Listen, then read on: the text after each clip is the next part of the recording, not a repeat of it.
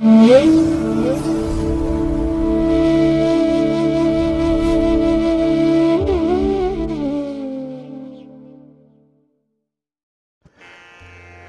ಮಹಾಗಣಪತಿಯೇ ನಮಃ. ಶ್ರೀ ಗುರುಭ್ಯೋ ನಮಃ. ಹರಿ ಓಂ. ಸಿರಿಗನ್ನಡ ಸುದ್ದಿವಾಹಿನಿಯ ಸದಭಿಮಾನದ ಸಹೃದಯ ವೀಕ್ಷಕ ಮಹಾಶಯರೇ, ತಮಗೆಲ್ಲರಿಗೂ ಕೂಡ ಸಿರಿಗನ್ನಡ ಸುದ್ದಿವಾಹಿನಿಗೆ ಸ್ವಾಗತ. ದಯಾಮಯನಾದಂಥ ಭಗವಂತನ ಅನುಗ್ರಹ ತಮ್ಮೆಲ್ಲರಿಗೆ ಪ್ರಾಪ್ತಿಯಾಗಲಿ, ತಮ್ಮೆಲ್ಲರ ಜೀವನ ಆರೋಗ್ಯದಾಯಕವಾಗಿರಲಿ, ಸಂತೃಪ್ತಿದಾಯಕವಾಗಿರಲಿ ಎಂದು ಭಗವಂತನಲ್ಲಿ ಪ್ರಾರ್ಥನೆಯನ್ನು ಮಾಡ್ತಾ ಈ ದಿನದ ವಿಶೇಷ ಕಾರ್ಯಕ್ರಮವನ್ನು ನೋಡೋಣ. ಹಾಗೆ ದ್ವಾದಶ ರಾಶಿಯವರ ಗೋಚಾರ ಫಲಗಳು ಹೇಗಿವೆ ಅನ್ನೋದನ್ನು ಕೂಡ ತಿಳಿಯೋಣ ಬನ್ನಿ. ವೀಕ್ಷಕರೇ, ಈ ದಿನ ತಮ್ಮ ಹುಟ್ಟುಹಬ್ಬವನ್ನು ಆಚರಿಸ್ಕೊಳ್ತಾ ಇರುವಂಥ ತಮಗೆಲ್ಲರಿಗೂ ಕೂಡ ಹುಟ್ಟುಹಬ್ಬದ ಶುಭಾಶಯಗಳು. ಹಾಗೆ ಈ ದಿನಾಂಕದಂದು ವಿವಾಹವಾಗಿರುವಂಥ ದಂಪತಿಗಳಿಗೂ ಕೂಡ ವಿವಾಹ ವಾರ್ಷಿಕೋತ್ಸವದ ಶುಭಾಶಯಗಳನ್ನು ಹೇಳ್ತಾ ಭಗವಂತ ತಮಗೆಲ್ಲರಿಗೂ ಕೂಡ ಸಕಲ ಸನ್ಮಂಗಳಗಳನ್ನು ಕರುಣಿಸಲಿ ಅಂತ ಹೇಳಿ ಸಿರಿಗನ್ನಡ ಸುದ್ದಿವಾಹಿನಿಯ ಪರವಾಗಿ ಪ್ರಾರ್ಥಿಸುತ್ತೇನೆ. ಪ್ರೀತಿಯ ವೀಕ್ಷಕ ಬಂಧುಗಳೇ, ಈ ದಿನ 2024 ಜನವರಿ ತಿಂಗಳ 19ನೇ ತಾರೀಕು ಭಾರ್ಗವ ವಾಸರ ಅಂದರೆ ಶುಕ್ರವಾರ. ಈ ಶುಕ್ರವಾರದ ನಿತ್ಯ ಪಂಚಾಂಗ ಫಲ ಹೇಗಿದೆ ನೋಡೋಣ ಬನ್ನಿ. ಶ್ರೀ ಶೋಭಕೃತು ನಾಮ ಸಂವತ್ಸರೆ, ಉತ್ತರಾಯಣೆ, ಹೇಮಂತ ಋತು, ಪುಷ್ಯಮಾಸ, ಶುಕ್ಲ ಪಕ್ಷದ ನವಮಿಯ ತಿಥಿ ಈ ದಿನ ಇದೆ. ಇದು ಈ ದಿನ ರಾತ್ರಿ 11 ಗಂಟೆ 19 ನಿಮಿಷದವರೆಗೆ ಇರುತ್ತೆ. ಇನ್ನು ಈ ದಿನದ ನಕ್ಷತ್ರ ಅಶ್ವಿನಿ ನಕ್ಷತ್ರ. ಇದು ಈ ದಿನ ಬೆಳಿಗ್ಗೆ 7 ಗಂಟೆ 1 ನಿಮಿಷದವರೆಗೆ ಇರಲಿದೆ. ನಂತರ ಉಪರಿ ಇರೋದರಿಂದ ಭರಣಿ ನಕ್ಷತ್ರ ಆರಂಭ ಆಗುತ್ತೆ. ಇಡೀ ದಿನ ಭರಣಿ ನಕ್ಷತ್ರ ಇರುತ್ತೆ. ಇನ್ನು ಈ ದಿನದ ಕರ್ಣ ಪೂರ್ವಕರ್ಣ ಬಾಳವ. ಇದು ಈ ದಿನ ಬೆಳಿಗ್ಗೆ 8 ಗಂಟೆ 16 ನಿಮಿಷದವರೆಗೆ ಇರಲಿದೆ. ನಂತರ ಉತ್ತರ ಕರ್ಣ ಕೌಳವ ಆರಂಭ ಆಗುತ್ತೆ. ಈ ದಿನದ ಯೋಗ ಸಾಧ್ಯ ಯೋಗ, ದಿಕ್ಷೂಲೆ ಪಶ್ಚಿಮ ದಿಕ್ಕು. ಇನ್ನು ಈ ದಿನ ಸೂರ್ಯ ಇರುವಂಥ ರಾಶಿ ಮಕರ, ಚಂದ್ರ ಇರುವಂಥ ರಾಶಿ ಮೇಷ. ಹಾಗೆ ಈ ದಿನ ರಾಹುಕಾಲ ಇರುವಂಥ ಸಮಯ ಈ ದಿನ ಬೆಳಿಗ್ಗೆ 11 ಗಂಟೆ 8 ನಿಮಿಷದಿಂದ ಮಧ್ಯಾಹ್ನ 12 ಗಂಟೆ 34 ನಿಮಿಷದವರೆಗೆ. ಇನ್ನು ಗುಳಿಕ ಕಾಲ ಈ ದಿನ ಬೆಳಿಗ್ಗೆ 8 ಗಂಟೆ 16 ನಿಮಿಷದಿಂದ ಬೆಳಿಗ್ಗೆ 9 ಗಂಟೆ 42 ನಿಮಿಷದವರೆಗೆ. ಹಾಗೆ ಯಮಗಂಡ ಕಾಲ ಈ ದಿನ ಅಪರಾಹ್ನ 3 ಗಂಟೆ 26 ನಿಮಿಷದಿಂದ ಅಪರಾಹ್ನ 4 ಗಂಟೆ 52 ನಿಮಿಷದವರೆಗೆ ಇರಲಿದೆ. ಇನ್ನು ಈ ದಿನ ದುಷ್ಟ ಮುಹೂರ್ತ ಇರುವಂಥ ಸಮಯ ಈ ದಿನ ಬೆಳಿಗ್ಗೆ 9 ಗಂಟೆ 21 ನಿಮಿಷದಿಂದ ಬೆಳಿಗ್ಗೆ 10 ಗಂಟೆ 3 ನಿಮಿಷದವರೆಗೆ. ಹಾಗೆ ಮಧ್ಯಾಹ್ನ 12 ಗಂಟೆ 53 ನಿಮಿಷದಿಂದ ಮಧ್ಯಾಹ್ನ 1 ಗಂಟೆ 35 ನಿಮಿಷದವರೆಗೆ ದುಷ್ಟ ಮುಹೂರ್ತ ಇರುವಂಥ ಸಮಯ. ಹಾಗಾಗಿ ಈ ಸಮಯದಲ್ಲಿ ಯಾವುದೇ ಪ್ರಯಾಣವನ್ನಾಗಲಿ ಯಾವುದೇ ಶುಭ ಕಾರ್ಯಗಳನ್ನಾಗಲಿ ಆರಂಭ ಮಾಡಬೇಡಿ. ಏಕೆಂದರೆ ನೀವು ಯಾವುದೇ ಕೆಲಸಗಳನ್ನು ಈ ದುರ್ಮುಹೂರ್ತದಲ್ಲಿ ಆರಂಭ ಮಾಡಿದ್ರೂ ಅದರಿಂದ ಬರುವಂಥ ಫಲಿತಾಂಶಗಳು ಅಷ್ಟೊಂದು ಅನುಕೂಲಕರವಾಗಿ ಇರೋದಿಲ್ಲ. ಆದ್ದರಿಂದಲೇ ಈ ದುಷ್ಟ ಮುಹೂರ್ತವನ್ನು ಅವಾಯ್ಡ್ ಮಾಡುವಂಥದ್ದು ತುಂಬ ಉತ್ತಮ. ಇನ್ನು ಈ ದಿನ ಅಭಿಜಿತ್ ಮುಹೂರ್ತ ಇರುವಂಥ ಸಮಯ ಈ ದಿನ ಮಧ್ಯಾಹ್ನ 12 ಗಂಟೆ 10 ನಿಮಿಷದಿಂದ ಮಧ್ಯಾಹ್ನ 12 ಗಂಟೆ 53 ನಿಮಿಷದವರೆಗೆ ಅಭಿಜಿತ್ ಮುಹೂರ್ತದ ಸಮಯ. ಇನ್ನು ವಿಶೇಷವಾಗಿ ಈ ದಿನ ಅಮೃತ ಕಾಲ ಇರುವಂಥದ್ದು ಈ ದಿನ ರಾತ್ರಿ 10 ಗಂಟೆ 4 ನಿಮಿಷದಿಂದ ರಾತ್ರಿ 11 ಗಂಟೆ 39 ನಿಮಿಷದವರೆಗೆ ಅಮೃತ ಕಾಲದ ಸಮಯ. ಹಾಗೆ ಈ ದಿನ ಸೂರ್ಯೋದಯ ಆಗುವಂಥ ಸಮಯ ಪ್ರಾತಃ ಕಾಲ 6 ಗಂಟೆ 45 ನಿಮಿಷಕ್ಕೆ, ಸೂರ್ಯಾಸ್ತ ಸಂಜೆ 6 ಗಂಟೆ 11 ನಿಮಿಷಕ್ಕೆ. ಇನ್ನು ಈ ದಿನ ಚಂದ್ರನಿಂದ ಶುಭ ಫಲಗಳನ್ನು ಪಡ್ಕೊಳ್ಳುವಂಥ ರಾಶಿಗಳು ಅಂತ ಹೇಳಿದ್ರೆ ಮೇಷ, ಮಿಥುನ, ಕರ್ಕಾಟಕ, ತುಲಾ, ವೃಶ್ಚಿಕ ಮತ್ತು ಕುಂಭ. ಈ 6 ರಾಶಿಯವರಿಗೆ ಚಂದ್ರನಿಂದ ಶುಭ ಫಲಗಳ ಯೋಗ ಇರುತ್ತೆ. ಹಾಗೆ ಚಂದ್ರನ ಬಲ ಇರುತ್ತೆ ಇವರಿಗೆ. ಇನ್ನು ಉಳಿದ 6 ರಾಶಿಯವರಿಗೆ ಮಿಶ್ರ ಫಲದ ಯೋಗ ಇರುತ್ತೆ. ಅದನ್ನು ಮುಂದೆ ದ್ವಾದಶ ರಾಶಿಯವರ ಗೋಚಾರ ಫಲಗಳನ್ನು ನೋಡುವಂಥ ಸಂದರ್ಭದಲ್ಲಿ ಮತ್ತಷ್ಟು ವಿಚಾರಗಳನ್ನು ತಿಳ್ಕೊಳ್ಳೋಣ. ಇನ್ನು ಈ ದಿನದ ಹೊರದ ಅಧಿಪತಿ ಶುಕ್ರ. ಶುಕ್ರ ಅಂತ ಹೇಳಿದ್ರೆ ಪ್ರೀತಿಗೆ, ಪ್ರೇಮಕ್ಕೆ, ಶಾಂತಿಗೆ, ಹಾಗೆ ಮನರಂಜನೆಗೆ, ಸೌಂದರ್ಯಕ್ಕೆ, ಆಡಂಬರಕ್ಕೆ, ನೃತ್ಯ, ಸಂಗೀತ, ವಿವಾಹ, ಫಲವತ್ತತೆ ಇದಕ್ಕೆಲ್ಲ ಕಾರಕನಾಗಿರುವಂಥವನು ಶುಕ್ರ. ಹಾಗಾಗಿನೇ ಈ ಪ್ರಣಯಕ್ಕೆ ಈ ದಿನ ಬಹಳ ಅನುಕೂಲಕರವಾಗಿರುವಂಥ ದಿನ. ಪ್ರೇಮಿಗಳಿಗೆ ತುಂಬ ಉತ್ಸಾಹ ಇರುವಂಥ ದಿನ. ಹಾಗೆ ಮನರಂಜನೆಗೂ ಕೂಡ ಈ ದಿನ ತುಂಬ ಅವಕಾಶಗಳಿರುವಂಥದ್ದು. ಮನಸ್ಸಿಗೆ ಖುಷಿ ಕೊಡುವಂಥ ಸನ್ನಿವೇಶಗಳು ಬಹಳಷ್ಟು ಇರುತ್ತೆ. ಹಾಗಾಗಿ ಈ ಶುಕ್ರನ ಪ್ರಭಾವದಿಂದ ಬಹಳ ಮನಸ್ಸಿಗೆ ಹಿತ ಅನ್ನಿಸುವಂಥ ಸನ್ನಿವೇಶಗಳು ಸಿಕ್ಕತ್ತೆ. ಇನ್ನು ಸಂಗೀತ, ನೃತ್ಯಕ್ಕೂ ಕೂಡ ಈ ಶುಕ್ರ ಕಾರಕನಾಗಿರೋದ್ರಿಂದ ಈ ಕಲಾವಿದರಿಗೆ ಈ ಸಂಗೀತ ಮತ್ತು ಈ ನೃತ್ಯ ಕ್ಷೇತ್ರ ಇದರಲ್ಲಿ ತೊಡಗಿಸ್ಕೊಂಡಿರುವಂಥವ್ರಿಗೂ ಕೂಡ ಉತ್ತಮ ಅವಕಾಶಗಳಿರುತ್ತೆ. ಹಾಗಾಗಿ ಈ ದಿನ ಶುಕ್ರನಿಂದ ಉತ್ತಮವಾದಂತಹ ಮನಸ್ಥಿತಿ ಇರುತ್ತೆ, ಮನಸ್ಸಿಗೆ ಸಂತೋಷ ಇರುತ್ತೆ. ಹಾಗೆ ಈ ದಿನ ಇರುವಂಥ ಗುರುಹೋರದ ಸಮಯ ಅಂತ ಹೇಳಿದ್ರೆ ಇದು ಈ ದಿನ ಬೆಳಿಗ್ಗೆ 10 ಗಂಟೆ 35 ನಿಮಿಷದಿಂದ 11 ಗಂಟೆ 32 ನಿಮಿಷದವರೆಗೆ, ಇನ್ನು ಅಪರಾಹ್ನ 5 ಗಂಟೆ 16 ನಿಮಿಷದಿಂದ ಸಂಜೆ 6 ಗಂಟೆ 15 ನಿಮಿಷದವರೆಗೆ, ಹಾಗೆ ರಾತ್ರಿ 12 ಗಂಟೆ 30 ನಿಮಿಷದಿಂದ ರಾತ್ರಿ 1 ಗಂಟೆ 32 ನಿಮಿಷದವರೆಗೆ ಗುರುಹೋರ ಇರುವಂಥ ಸಮಯ. ಇನ್ನು ಈ ದಿನ ಇರುವಂಥ ಶನಿಹೋರ ಬಹಳ ಚೆನ್ನಾಗಿದೆ, ಹೈಲಿ ಫೇವರಬಲ್ ಆಗಿರುವಂಥದ್ದು. ಅದರಲ್ಲೂ ಕಬ್ಬಿಣ ಮತ್ತು ಕಲ್ಲಿನ ವ್ಯಾಪಾರಿಗಳಿಗೆ ನಿಮ್ಮ ವ್ಯಾಪಾರ ತುಂಬ ಉತ್ತಮವಾಗಿ ನಡೆಯುತ್ತೆ, ವ್ಯಾಪಾರದ ವಿಸ್ತರಣೆಯಾಗುತ್ತೆ, ವ್ಯಾಪಾರದಿಂದ ತುಂಬ ನಿಮಗೆ ಸಂತೋಷ ಉಂಟಾಗುವಂಥದ್ದು ಇದೆ. ಹಾಗೆ ನ್ಯಾಯಾಂಗ ಇಲಾಖೆಯಲ್ಲಿ ಕೆಲಸ ಮಾಡುವಂಥವ್ರಿಗೆ ಅಥವಾ ನ್ಯಾಯಾಂಗ ಇಲಾಖೆಯಲ್ಲಿ ಯಾವುದೇ ರೀತಿಯ ಕೆಲಸಗಳಿದ್ದರೂ ಕೂಡ ಅದು ಈ ದಿನ ನಿಮಗೆ ಅನುಕೂಲಕರವಾಗಿರುತ್ತೆ. ಹಾಗಾಗಿ ಈ ದಿನ ಶನಿಹೋರ ಇರುವಂಥ ಸಮಯ ಬೆಳಿಗ್ಗೆ 9 ಗಂಟೆ 38 ನಿಮಿಷದಿಂದ ಬೆಳಿಗ್ಗೆ 10 ಗಂಟೆ 35 ನಿಮಿಷದವರೆಗೆ, ಇನ್ನು ಅಪರಾಹ್ನ 4 ಗಂಟೆ 19 ನಿಮಿಷದಿಂದ 5 ಗಂಟೆ 16 ನಿಮಿಷದವರೆಗೆ, ಹಾಗೆ ರಾತ್ರಿ 11 ಗಂಟೆ 27 ನಿಮಿಷದಿಂದ ರಾತ್ರಿ 12 ಗಂಟೆ 30 ನಿಮಿಷದವರೆಗೆ ಶನಿಹೋರ ಇರುವಂಥ ಸಮಯ. ಇದನ್ನು ಅನುಸರಣೆ ಮಾಡ್ಬೋದು, ಒಳ್ಳೆಯದಾಗತ್ತೆ. ಹಾಗೆ ಈ ದಿನ ಇರುವಂಥ ಚಂದ್ರಹೋರ ಕೂಡ ಭಾಳ ಚೆನ್ನಾಗಿದೆ.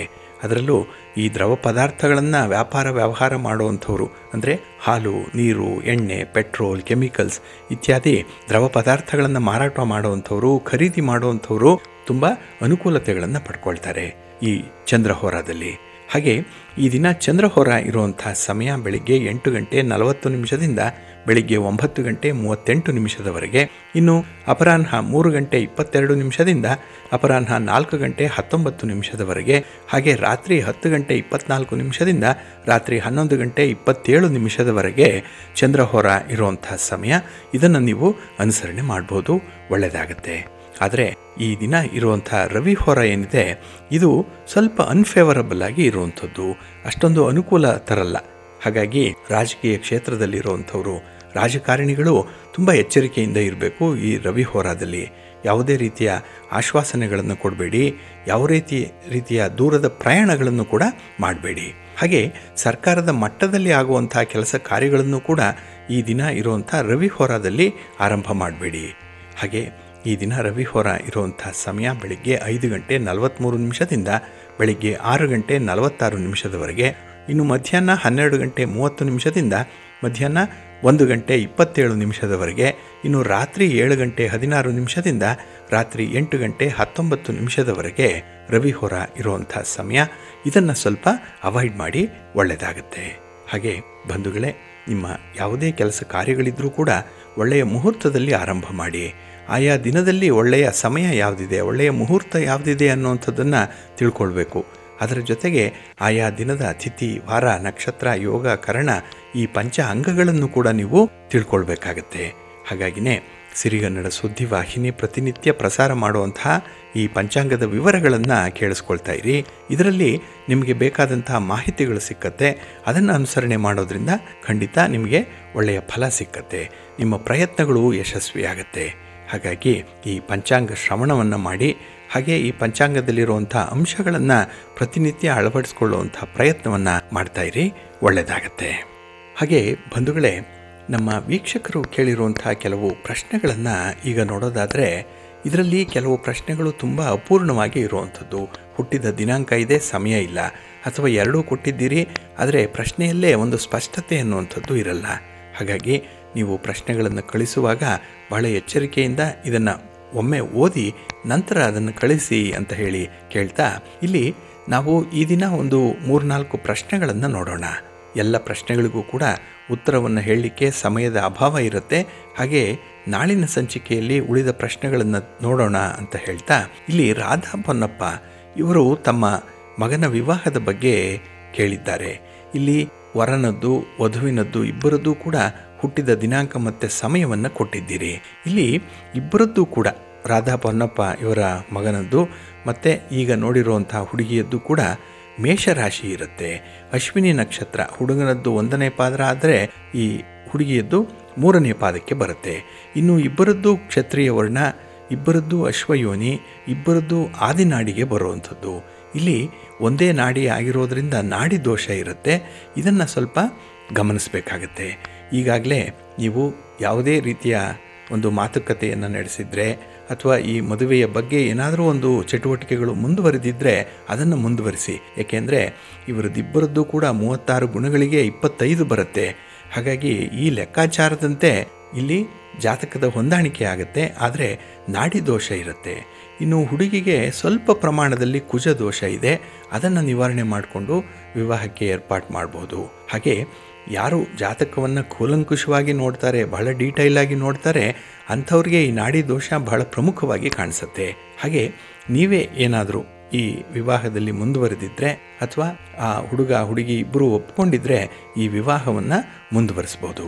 ಹಾಗಾಗಿ ಮತ್ತೊಮ್ಮೆ ಇದರ ಬಗ್ಗೆ ಪರಿಶೀಲನೆ ಮಾಡಿ ನೀವೇ ತೀರ್ಮಾನವನ್ನು ಕೈಗೊಳ್ಳಿ ಅಂತ ಹೇಳ್ತಾ, ಇನ್ನು ಶಶಿ ನಂಜಪ್ಪ ಇವರ ಮಗ ಮೋಹಿತ್ ಅಯ್ಯಪ್ಪ ಇವರ ಮದುವೆ ಮಾಡಬಹುದಾ, ಯಾವ ರಾಶಿಯ ಹುಡುಗಿ ಇವರಿಗೆ ಸರಿ ಹೊಂದತ್ತೆ ಅನ್ನುವಂಥ ಒಂದು ಪ್ರಶ್ನೆಯನ್ನು ಕೇಳಿದ್ದಾರೆ. ನೀವು ಕೊಟ್ಟಿರುವಂಥ ಹುಟ್ಟಿದ ದಿನಾಂಕ ಸಮಯವನ್ನು ನೋಡಿದ್ರೆ ಇವರದ್ದು ಸಿಂಹ ರಾಶಿ, ಸಿಂಹ ಲಗ್ನ ಎರಡೂ ಒಟ್ಟಿಗೆ ಇರುವಂಥದ್ದು. ಪೂರ್ವ ಫಲ್ಗುಣಿ ನಕ್ಷತ್ರ 2ನೇ ಪಾದಕ್ಕೆ ಬರುತ್ತೆ. ಇನ್ನು ಇವರ ಲಗ್ನದಿಂದ 3ರಲ್ಲಿ ರಾಹು, 4ರಲ್ಲಿ ಗುರು, 7ರಲ್ಲಿ ಶುಕ್ರ ಮತ್ತು ಶನಿ ಒಟ್ಟಿಗೆ ಇದ್ದಾರೆ. ಇನ್ನು 8ರಲ್ಲಿ ಬುಧ ಮತ್ತು ರವಿ ಇರುವಂಥದ್ದು, 9ರಲ್ಲಿ ಕೇತು, ಇನ್ನು ವ್ಯಯಸ್ಥಾನ 12ರಲ್ಲಿ ಕುಜ ಇರುವಂಥ ಒಂದು ಜಾತಕ ಇದು. ಹಾಗಾಗಿ ಇಲ್ಲಿ ಕ್ಷತ್ರಿಯ ವರ್ಣಕ್ಕೆ ಇವರದ್ದು ಬರುತ್ತೆ. ಮನುಷ್ಯಗಣ ಮಧ್ಯನಾಡಿಗೆ ಇರುವಂಥದ್ದು. ಆದರೆ ಇವರು ಯಾವ ರಾಶಿಯ ಹುಡುಗಿ ಆಗತ್ತೆ ಅಂತ ಕೇಳಿದ್ರೆ ಇವರಿಗೆ ಮೇಷರಾಶಿ, ಧನುರಾಶಿ ಮತ್ತು ಮಿಥುನ ರಾಶಿಯ ಕನ್ಯೆ ಆಗ್ಬೋದು. ಇಲ್ಲಿ ವಿಶೇಷವಾಗಿ ಗಮನಿಸಬೇಕಾಗಿರುವಂಥದ್ದು ಇವರ ಜಾತಕದಲ್ಲಿ ಕುಜ ನೀಚ ಸ್ಥಾನದಲ್ಲಿದ್ದಾನೆ. ಹಾಗೆ ಬುಧ ಕೂಡ ನೀಚ ಸ್ಥಾನದಲ್ಲಿದ್ದಾನೆ. ಹಾಗಾಗಿ ಈ ಕುಜ ಮದುವೆಗೆ ವಿವಾಹಕ್ಕೆ ಬಹಳ ವಿಶೇಷವಾಗಿ ಗಮನಿಸಬೇಕಾಗಿರುವಂಥದ್ದು. ನೀಚ ಸ್ಥಾನದಲ್ಲಿರೋದ್ರಿಂದ ಸ್ವಲ್ಪ ಕಷ್ಟಪಡಬೇಕಾಗತ್ತೆ ಮದುವೆಗೆ.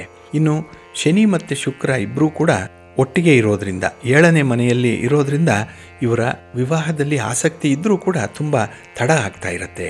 ಇನ್ನು ಯಾವ್ಯಾವುದೋ ಕಾರಣಕ್ಕಾಗಿ ವಿವಾಹವನ್ನು ಪೋಸ್ಟ್ಪೋನ್ ಮಾಡುವಂಥ ವಿಚಾರಗಳು ಕೂಡ ಮನಸ್ಸಿಗೆ ಬರ್ತಾ ಇರುತ್ತೆ. ಹಾಗಾಗಿನೇ ಇವರಿಗೆ ವಿವಾಹ ಮಾಡಬಹುದು. ಆದರೆ ಮಕರ ರಾಶಿಯ ಹುಡುಗಿ ಬೇಡ, ಇನ್ನು ಮೂಲ ನಕ್ಷತ್ರ ಇರುವಂಥ ಹುಡುಗಿ ಕೂಡ ಬೇಡ. ಅದನ್ನು ನೀವು ಸರಿಯಾಗಿ ಗಮನಿಸ್ಕೊಂಡು ವಿವಾಹಕ್ಕೆ ಏರ್ಪಾಟ್ ಮಾಡ್ಬೋದು. ಅದರಲ್ಲೂ ಇವರಿಗೆ ಮೇ 2ನೇ ತಾರೀಕಿನವರೆಗೆ ಗುರುಬಲ ಇರುತ್ತೆ. ಹಾಗಾಗಿ ಈ ವಿವಾಹಕ್ಕೆ ಸಂಬಂಧಪಟ್ಟಂಥ ವಿಚಾರಗಳನ್ನು ಸದ್ಯಕ್ಕೆ ನೀವು ಆರಂಭ ಮಾಡಿಬಿಡಿ, ಒಳ್ಳೆಯದಾಗತ್ತೆ. ಇನ್ನು ಉಮಾ ಹೆಗ್ಡೆ ಇವರು ತಮ್ಮ ಮಗಳ ವಿವಾಹ ಯಾವಾಗ ಆಗುತ್ತೆ ಅನ್ನುವಂಥ ವಿಚಾರವನ್ನು ಕೇಳಿದ್ದಾರೆ. ಇಲ್ಲಿ ಇವರು ಕೊಟ್ಟಿರುವಂಥ ಹುಟ್ಟಿದ ದಿನಾಂಕ ಮತ್ತು ಸಮಯವನ್ನು ನೋಡಿದ್ರೆ ಇಲ್ಲಿ ವಾಂಗ್ಮಯಿ ಇವರ ಮಗಳ ಹೆಸರು. ಇವರದ್ದು ಮಕರ ಲಗ್ನಕ್ಕೆ ಬರುತ್ತೆ. ಹಾಗೆ ವೃಷಭ ರಾಶಿ, ರೋಹಿಣಿ ನಕ್ಷತ್ರ 4ನೇ ಪಾದಕ್ಕೆ ಬರುವಂಥದ್ದು. ಲಗ್ನದಲ್ಲಿ ಬುಧ ಇದ್ದಾನೆ. ಇನ್ನು ಲಗ್ನದಿಂದ 2ನೇ ಮನೆಯಲ್ಲಿ ರವಿ ಮತ್ತು ಕುಜ ಒಟ್ಟಿಗೆ ಇದ್ದಾರೆ.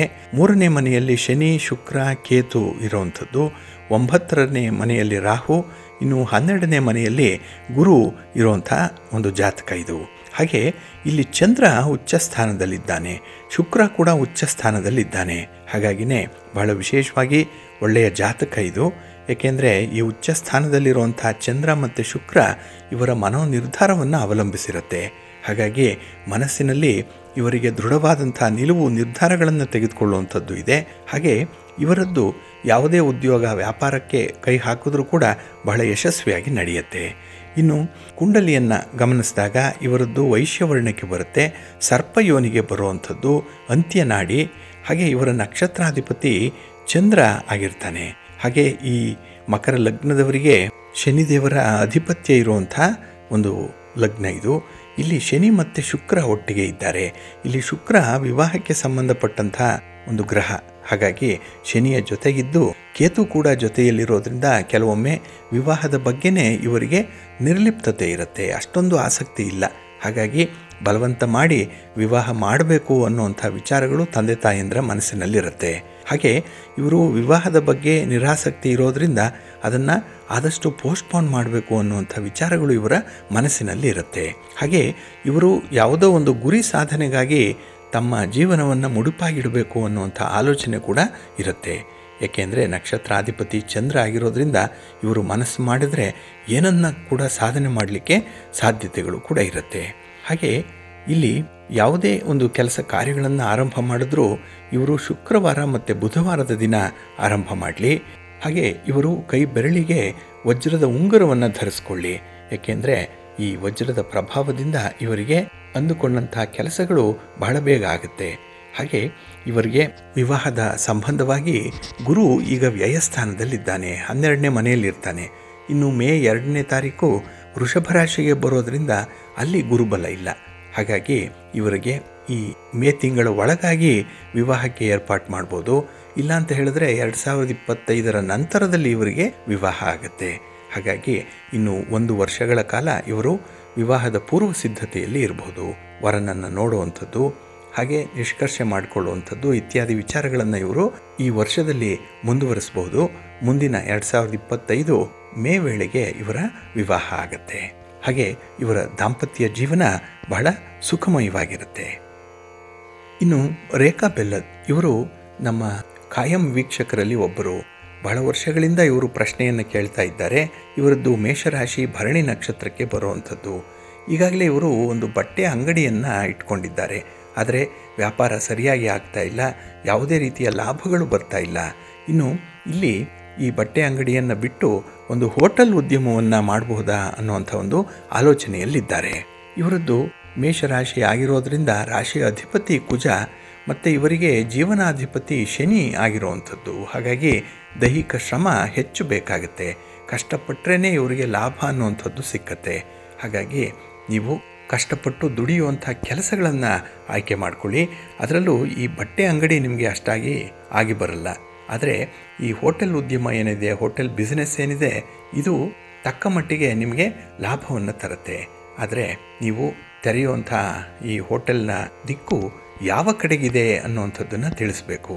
ಹಾಗಾಗಿ ಕೆಲವು ದಿಕ್ಕುಗಳು ನಿಮಗೆ ಆಗಿ ಬರಲ್ಲ. ಹಾಗಾಗಿ ಯಾವ ದಿಕ್ಕಿಗೆ ನೀವು ಹೋಟೆಲನ್ನು ಇಡಬೇಕು ಅಂತಿದ್ದೀರಿ, ಅದರ ಮೇನ್ ಡೋರ್ ಯಾವ ದಿಕ್ಕಿಗಿದೆ ಅನ್ನುವಂಥ ವಿಚಾರಗಳನ್ನು ತಿಳಿಸಿ. ಇಲ್ಲಿ ಯಾವುದೇ ನೀವು ವ್ಯಾಪಾರವನ್ನು ಮಾಡಿದ್ರೂ ಕೂಡ ಅಲ್ಲಿ ಪೈಪೋಟಿ ಇರುತ್ತೆ. ಕೆಲವರು ನಿಮ್ಮ ಏಳಿಗೆಯ ಬಗ್ಗೆ ಮತ್ಸರ ಪಡುವಂಥದ್ದು ಇದೆ. ಅಂದರೆ ಒಂದು ದ್ವೇಷ, ಅಸೂಯೆ ಇರುತ್ತೆ. ಕೆಲವರಿಗೆ ನೀವು ಮೇಲೆ ಬರ್ತಾ ಇದ್ದರೆ ಹೊಟ್ಟೆ ಹುರಿ ಪಡುವಂಥವರು ನಿಮ್ಮ ಸುತ್ತಮುತ್ತಲೂ ಇರ್ತಾರೆ. ಹಾಗಾಗಿನೇ ನಿಮ್ಮ ವ್ಯಾಪಾರದಲ್ಲಿ ಅಡಚಣೆಗಳು ಜಾಸ್ತಿ ಇರುತ್ತೆ. ಆದರೆ ಅದನ್ನು ನಿಭಾಯಿಸುವಂಥ ಒಂದು ಶಕ್ತಿಯನ್ನು ಪಡ್ಕೊಳ್ಬೇಕು. ಆತ್ಮವಿಶ್ವಾಸದಿಂದ ಕೆಲಸಗಳನ್ನು ಆರಂಭ ಮಾಡಿ ಒಳ್ಳೆಯ ದಿನ, ಒಳ್ಳೆಯ ಮುಹೂರ್ತದಲ್ಲಿ ನೀವು ಹೊಸ ಬಿಸ್ನೆಸ್ಸನ್ನು ಆರಂಭ ಮಾಡಿ ಖಂಡಿತ ಒಳ್ಳೆಯದಾಗತ್ತೆ.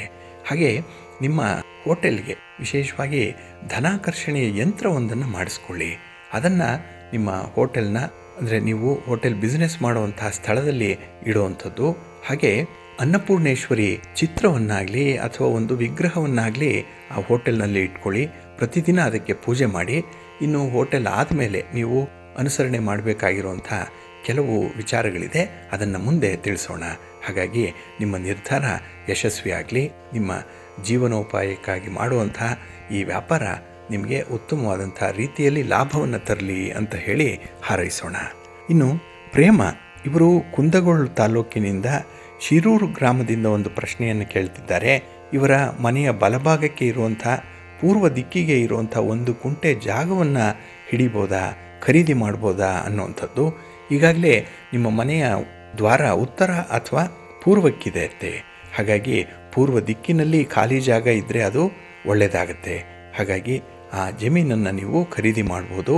ಅದನ್ನು ಮನೆಗೆ ಹೊಂದಾಣಿಕೆ ಆಗೋ ರೀತಿಯಲ್ಲಿ ಇದ್ದರೆ ಹಾಗೆ ಇಟ್ಕೊಳ್ಳಿ. ಇಲ್ಲಾಂದರೆ ಅದಕ್ಕೆ ಒಂದು ಪ್ರತ್ಯೇಕವಾದ ಒಂದು ಕಾಂಪೌಂಡನ್ನು ಹಾಕಿ ಮನೆಗೆ ಮತ್ತು ಅದಕ್ಕೆ ಯಾವುದೇ ರೀತಿಯ ಸಂಬಂಧ ಇಲ್ಲದಂತೆ ಮಾಡಿಬಿಡಿ, ಒಳ್ಳೆಯದಾಗತ್ತೆ. ಹಾಗೆ ಇಲ್ಲಿ ಸುಲೋಚನಾ ಇವರು ಆರೋಗ್ಯದ ಬಗ್ಗೆ ಒಂದು ಪ್ರಶ್ನೆಯನ್ನು ಕೇಳಿದ್ದಾರೆ. ಮೊಸರನ್ನು ತಿಂದರೆ ಹೊಟ್ಟೆ ಹುರಿ ಆಗ್ತಾ ಇದೆ, ಹೊಟ್ಟೆಯಲ್ಲಿ ಸಂಕಟ ಆಗುತ್ತೆ ಅನ್ನುವಂಥ ವಿಚಾರವನ್ನು ತಿಳಿಸಿದ್ದಾರೆ. ಇಲ್ಲಿ ಮೊಸರನ್ನು ನೀವು ನೇರವಾಗಿ ಉಪಯೋಗಿಸುವುದರ ಬದಲು ಅದನ್ನು ಕಡೆದು ಮಜ್ಜಿಗೆಯನ್ನು ಮಾಡಿಕೊಳ್ಳಿ. ಹಾಗೆ ಆ ಮಜ್ಜಿಗೆಗೆ ಈರುಳ್ಳಿ, ಕರಿಬೇವಿನ ಸೊಪ್ಪು ಇತ್ಯಾದಿ ಪರಿಕರಗಳನ್ನು ಹಾಕುವಂಥದ್ದನ್ನು ರೂಢಿಸ್ಕೊಳ್ಳಿ. ಇಲ್ಲ ಅಂತ ಹೇಳಿದ್ರೆ ನಿಮಗೆ ಅಸಿಡಿಟಿ ಜಾಸ್ತಿ ಇರುತ್ತೆ. ಹಾಗಾಗಿನೇ ಈ ಹುಳಿಯ ಪದಾರ್ಥವನ್ನು ತಿಂದರೆ ನಿಮಗೆ ಹುಳಿ ತೇಗು ಬರುವಂಥದ್ದು, ಹೊಟ್ಟೆಯಲ್ಲಿ ಸಂಕಟ ಆಗುವಂಥದ್ದು ಕೂಡ ಇದೆ. ಹಾಗಾಗಿನೇ ವೈದ್ಯರನ್ನು ಭೇಟಿ ಮಾಡಿ ಈ ಅಸಿಡಿಟಿಗೆ ಸಂಬಂಧಪಟ್ಟಂತಹ ಔಷಧೋಪಚಾರಗಳನ್ನು ಮಾಡಿಕೊಳ್ಳಿ. ಕಾಫಿ ಹೆಚ್ಚು ಕುಡಿಬೇಡಿ, ಖಾಲಿ ಹೊಟ್ಟೆಯಲ್ಲಿ ಇರಬೇಡಿ. ಹಾಗಾಗಿ ಬೆಳಿಗ್ಗೆ ಬೆಚ್ಚಗಿನ ನೀರನ್ನು ಒಂದು 2 ಲೋಟದಷ್ಟು ಕುಡಿಯುವಂಥದ್ದು, ಹಾಗೆ ನಿಗದಿತ ಸಮಯಕ್ಕೆ ನೀವು ಸರಿಯಾಗಿ ಆಹಾರವನ್ನು ತೆಗೆದುಕೊಳ್ಳುವಂಥದ್ದನ್ನು ಮಾಡಿ. ಹಾಗೆ ನೀವು ಎಷ್ಟು ಹೊಟ್ಟೆಯನ್ನು ಖಾಲಿ ಬಿಡ್ತೀರೋ ಅಷ್ಟು ನಿಮಗೆ ಅಸಿಡಿಟಿ ಅನ್ನುವಂಥದ್ದು ಜಾಸ್ತಿ ಆಗ್ತಾ ಇರುತ್ತೆ. ಹಾಗಾಗಿ ನಿಮ್ಮ ಮನೆ ಮದ್ದುಗಳು ಈ ಅಸಿಡಿಟಿಗೆ ಸಂಬಂಧಪಟ್ಟಂತೆ ಬೇಕಾದಷ್ಟು ಇದೆ, ಅದನ್ನು ಅನುಸರಣೆ ಮಾಡಿ. ಹಾಗೆ ನಾವು ಮುಂದೆ ಈ ಮನೆ ಮದ್ದನ್ನು ಯಾವ ಯಾವ ಅನಾರೋಗ್ಯಕ್ಕೆ ಹೇಗೆ ಬಳಸಬೇಕು ಅನ್ನುವಂಥ ವಿಚಾರದಲ್ಲಿ ಒಂದು ಸರಣಿಯನ್ನೇ ಮಾಡೋಣ. ಅದರಲ್ಲಿ ನಿಮ್ಮ ಮನೆಯಲ್ಲಿ ಲಭ್ಯವಿರುವಂಥ ಸಾಮಗ್ರಿಗಳಿಂದಲೇ ಕೆಲವೊಂದು ಮನೆ ಮದ್ದನ್ನು ತಯಾರಿಸ್ಕೊಳ್ಬೋದು. ಅದನ್ನು ನಿಗದಿತ ಸಮಯದಲ್ಲಿ ನಿಗದಿತ ರೀತಿಯಲ್ಲಿ ಉಪಯೋಗಿಸೋದ್ರಿಂದ ಸಣ್ಣ ಪುಟ್ಟ ಕಾಯಿಲೆಗಳನ್ನು ಕೂಡ ಗುಣಪಡಿಸ್ಕೊಳ್ಬಹುದು. ಆಯುರ್ವೇದ ಇದನ್ನೇ ಹೇಳುವಂಥದ್ದು. ಹಾಗೆ ನಮ್ಮ ಹಿರಿಯರು ಕೂಡ ನೋಡಿ, ಪದೇ ಪದೇ ಅವರು ಆಸ್ಪತ್ರೆಗೆ ಹೋಗ್ತಾ ಇರಲಿಲ್ಲ, ವೈದ್ಯರನ್ನು ಭೇಟಿ ಮಾಡ್ತಾ ಇರಲಿಲ್ಲ. ಮನೆ ಮದ್ದಿನಿಂದಲೇ ಕೆಲವೊಂದು ಕಾಯಿಲೆಗಳನ್ನು ಉಪಶಮನ ಮಾಡ್ಕೊಳ್ತಾ ಇದ್ರು. ಹಾಗಾಗಿ ಅಂಥ ಒಂದು ವಿಚಾರ ನಮ್ಮ ಗಮನಕ್ಕೂ ಬರಬೇಕು, ಅಂದರೆ ಇಂದಿನ ಪೀಳಿಗೆಗೆ ಅದು ಬರಬೇಕಾಗತ್ತೆ. ಹಾಗಾಗಿ ಹಿಸ್ಟ್ರಿ ರಿಪೀಟ್ಸ್ ಅಂತ ಹೇಳ್ತಾರಲ್ಲ, ಹಾಗೆ ಹಳೆಯದ್ದು ಮತ್ತೆ ಮತ್ತೆ ಮರುಕಳಿಸಿ ಬರ್ತಾ ಇದೆ. ಹಾಗೆಯಾಗಿಯೇ ಈ ಆಯುರ್ವೇದದಂತಹ ಔಷಧಿಗಳು ಮತ್ತೆ ಮತ್ತೆ ಬಳಕೆಗೆ ಬರುವಂಥದ್ದು ಆಗಿದೆ. ನೀವು ಕೂಡ ಈ ನಿಟ್ಟಿನಲ್ಲಿ ಪ್ರಯತ್ನ ಮಾಡಿ. ಮುಂದೆ ನಾವು ಪ್ರಸಾರ ಮಾಡುವಂತಹ ಈ ಆರೋಗ್ಯದ ಟಿಪ್ಸ್ ಬಗ್ಗೆ ಮಾಹಿತಿಯನ್ನು ತಿಳ್ಕೊಳ್ಳಿ, ಅದನ್ನು ಅನುಸರಣೆ ಮಾಡಿಕೊಳ್ಳಿ, ಖಂಡಿತ ಒಳ್ಳೆಯದಾಗುತ್ತೆ. ತಕ್ಷಣಕ್ಕೆ ನೀವು ವೈದ್ಯರನ್ನು ಭೇಟಿ ಮಾಡಿ ಅಸಿಡಿಟಿಗೆ ಸಂಬಂಧಪಟ್ಟಂತಹ ಔಷಧೋಪಚಾರಗಳನ್ನು ಪಡ್ಕೊಳ್ಳಿ. ಒಳ್ಳೆಯ ಆರೋಗ್ಯ ತಮ್ಮದಾಗಲಿ. ಇನ್ನು ಸರಿತಾ ಇವರು ಕೇಳಿರುವಂಥ ಪ್ರಶ್ನೆ ಅರ್ಥ ಆಗಿಲ್ಲ, ಹಾಗಾಗಿ ಮತ್ತೊಮ್ಮೆ ಪ್ರಶ್ನೆಯನ್ನು ಕೇಳಿ ಅಂತ ಹೇಳ್ತಾ, ಬಂಧುಗಳೇ, ಇನ್ನು ನೀವು ಕೇಳುವಂಥ ಪ್ರಶ್ನೆಗಳಿಗೆ ಪೂರಕವಾಗಿ ಬೇಕಾಗಿರುವಂಥ ಮಾಹಿತಿಗಳನ್ನು ಕಳಿಸ್ಕೊಡಿ. ಅಂದರೆ ಹುಟ್ಟಿದ ದಿನಾಂಕ, ಹುಟ್ಟಿದ ಸಮಯ, ಸ್ಥಳ, ಹಾಗೆ ಹೆಸರನ್ನು ಕೂಡ ಹೇಳಬೇಕು. ಕೆಲವರು ಪ್ರಶ್ನೆಯನ್ನು ಕೇಳ್ತೀರಿ, ಆದರೆ ನಿಮ್ಮ ಹೆಸರಾಗಲಿ ಅಥವಾ ಯಾರಿಗಾಗಿ ನೀವು ಪ್ರಶ್ನೆಯನ್ನು ಕೇಳ್ತಾ ಇದ್ದೀರಿ ಅಂಥವರ ಹೆಸರನ್ನು ಕೂಡ ಹೇಳಬೇಕಾಗತ್ತೆ. ಏಕೆಂದರೆ ಈ ನಾಮ ಬಲದ ಮೇಲೇ ಕೆಲವೊಂದು ವಿಚಾರಗಳನ್ನು ನಾವು ಚಿಂತೆ ಮಾಡಿ, ಅಂದರೆ ಆ ಆ್ಯಂಗಲಿಂದ ಕೂಡ ಅದನ್ನು ನೋಡಿ ತಿಳಿಸ್ಬೇಕಾಗತ್ತೆ. ಹಾಗಾಗಿ ಇನ್ನು ಮುಂದೆ ಪ್ರಶ್ನೆಯನ್ನು ಕೇಳೋವಂಥವರು ಹೆಸರನ್ನು ಕಡ್ಡಾಯವಾಗಿ ನಮೂದಿಸಿ, ಆಗ ನಿಮ್ಮ ಪ್ರಶ್ನೆಗಳಿಗೆ ಉತ್ತರಗಳನ್ನು ನೀವು ನಿರೀಕ್ಷೆ ಮಾಡಬಹುದು ಅಂತ ಹೇಳ್ತಾ, ಇನ್ನು ಉಳಿದ ಪ್ರಶ್ನೆಗಳನ್ನು ನಾಳಿನ ಸಂಚಿಕೆಯಲ್ಲಿ ನೋಡೋಣ.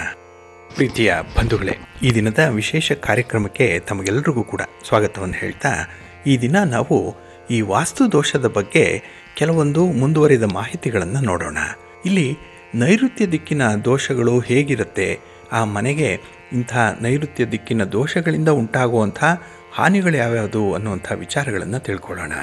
ಯಾವುದೇ ಒಂದು ಮನೆಯಲ್ಲಿ ಆರ್ಥಿಕ ಸಂಕಷ್ಟಗಳಿದ್ದರೆ, ಹಣಕಾಸಿನ ಕಷ್ಟಗಳು ಪದೇ ಪದೇ ಬರ್ತಾ ಇದ್ದರೆ, ಹೆಚ್ಚು ಹಣ ಸಂಪಾದನೆ ಮಾಡಿದ್ರೂ ಕೂಡ ಹಣವನ್ನು ಉಳಿಸಲಿಕ್ಕೆ ಸಾಧ್ಯ ಆಗದೇ ಇದ್ದರೆ, ಅಥವಾ ಅಗತ್ಯ ಇರುವಂಥ ಸಂದರ್ಭದಲ್ಲಿ ಹಣದ ಕೊರತೆ ಉಂಟಾಗುವಂಥದ್ದು, ಇದು ವಾಸ್ತು ದೋಷದ ಕಾರಣವಾಗಿರುತ್ತೆ. ಹಾಗಾಗಿ ಈ ರೀತಿಯ ಸಮಸ್ಯೆಗಳೇನಾದರೂ ಮನೆಯಲ್ಲಿ ಪದೇ ಪದೇ ಬರ್ತಾ ಇದ್ದರೆ, ಆ ಮನೆಯ ನೈಋತ್ಯ ಮೂಲೆಯಲ್ಲಿ ವಾಸ್ತು ದೋಷ ಇದ್ದರೆ ಇದು ಬರುತ್ತೆ ಅನ್ನುವಂಥದ್ದನ್ನು ನೀವು ಸುಲಭವಾಗಿ ಊಹೆ ಮಾಡಬಹುದು. ಹಾಗಾಗಿ ಈ ವಾಸ್ತುಶಾಸ್ತ್ರದ ಅನುಸಾರವಾಗಿ ಈ ನೈಋತ್ಯ ಮೂಲೆಯಲ್ಲಿ ಮುಖ್ಯ ದ್ವಾರ ಏನಾದರೂ ಇದ್ದರೆ ಅಥವಾ ಒಂದು ಕಿಟಕಿ ಏನಾದರೂ ಇದ್ದರೂ ಕೂಡ ಈ ದೋಷ ಬರುತ್ತೆ. ಹಾಗೆ ಕೆಲವರಿಗೆ ಸಂತಾನ ಸಮಸ್ಯೆಗಳು ಉಂಟಾಗುವಂಥದ್ದು, ವಿವಾಹ ಆಗಿ ಹಲವಾರು ವರ್ಷಗಳು ಕಳೆದರೂ ಕೂಡ ಸಂತಾನ ಆಗಿರಲ್ಲ. ಇದಕ್ಕೆ ಆ ಮನೆಯ ವಾಸ್ತು ದೋಷವೇ ಮುಖ್ಯ ಕಾರಣವಾಗುತ್ತೆ. ಹಾಗಾಗಿ ವಾಸ್ತುಶಾಸ್ತ್ರದ ಅನುಸಾರವಾಗಿ ಮನೆಯಲ್ಲಿ ಸಂತಾನ ಸಮಸ್ಯೆ ಇದ್ದರೆ ಅಥವಾ ವಂಶಾಭಿವೃದ್ಧಿಗೆ ಅಡೆತಡೆಗಳು ಎದುರಾಗ್ತಾ ಇದ್ದರೆ, ಅಂಥ ಮನೆಯ ಮಧ್ಯಭಾಗದಲ್ಲಿ ವಾಸ್ತು ದೋಷ ಇರುವಂಥ ಸಾಧ್ಯತೆ ಇರುತ್ತೆ. ಈಗಾಗಲೇ ಹೇಳಿದಾಗೆ ಈ ಬ್ರಹ್ಮಸ್ಥಾನದಲ್ಲಿ ಕೆಲವೊಂದು ದೋಷಗಳಿದ್ದರೂ ಕೂಡ ಸಂತಾನ ಸಮಸ್ಯೆ ಉಂಟಾಗುತ್ತೆ. ಇನ್ನು ಪದೇ ಪದೇ ಕೆಲಸ ಅರ್ಧಕ್ಕೆ ನಿಲ್ಲುವಂಥದ್ದು, ಕೆಲವು ಮನೆಗಳಲ್ಲಿ ಯಾವ ಕೆಲಸವೂ ಕೂಡ ಆಗಲ್ಲ. ಕೆಲಸ ಆರಂಭ ಮಾಡ್ತೀರಿ, ಎಲ್ಲೋ ಒಂದು ಕಡೆ ನಿಲ್ಲುತ್ತೆ. ಹೊಸ ಕೆಲಸ ಆರಂಭ ಮಾಡ್ತೀರಿ, ಮತ್ತೆ ಅದನ್ನು ಮರೆತು ಬಿಡ್ತೀರಿ.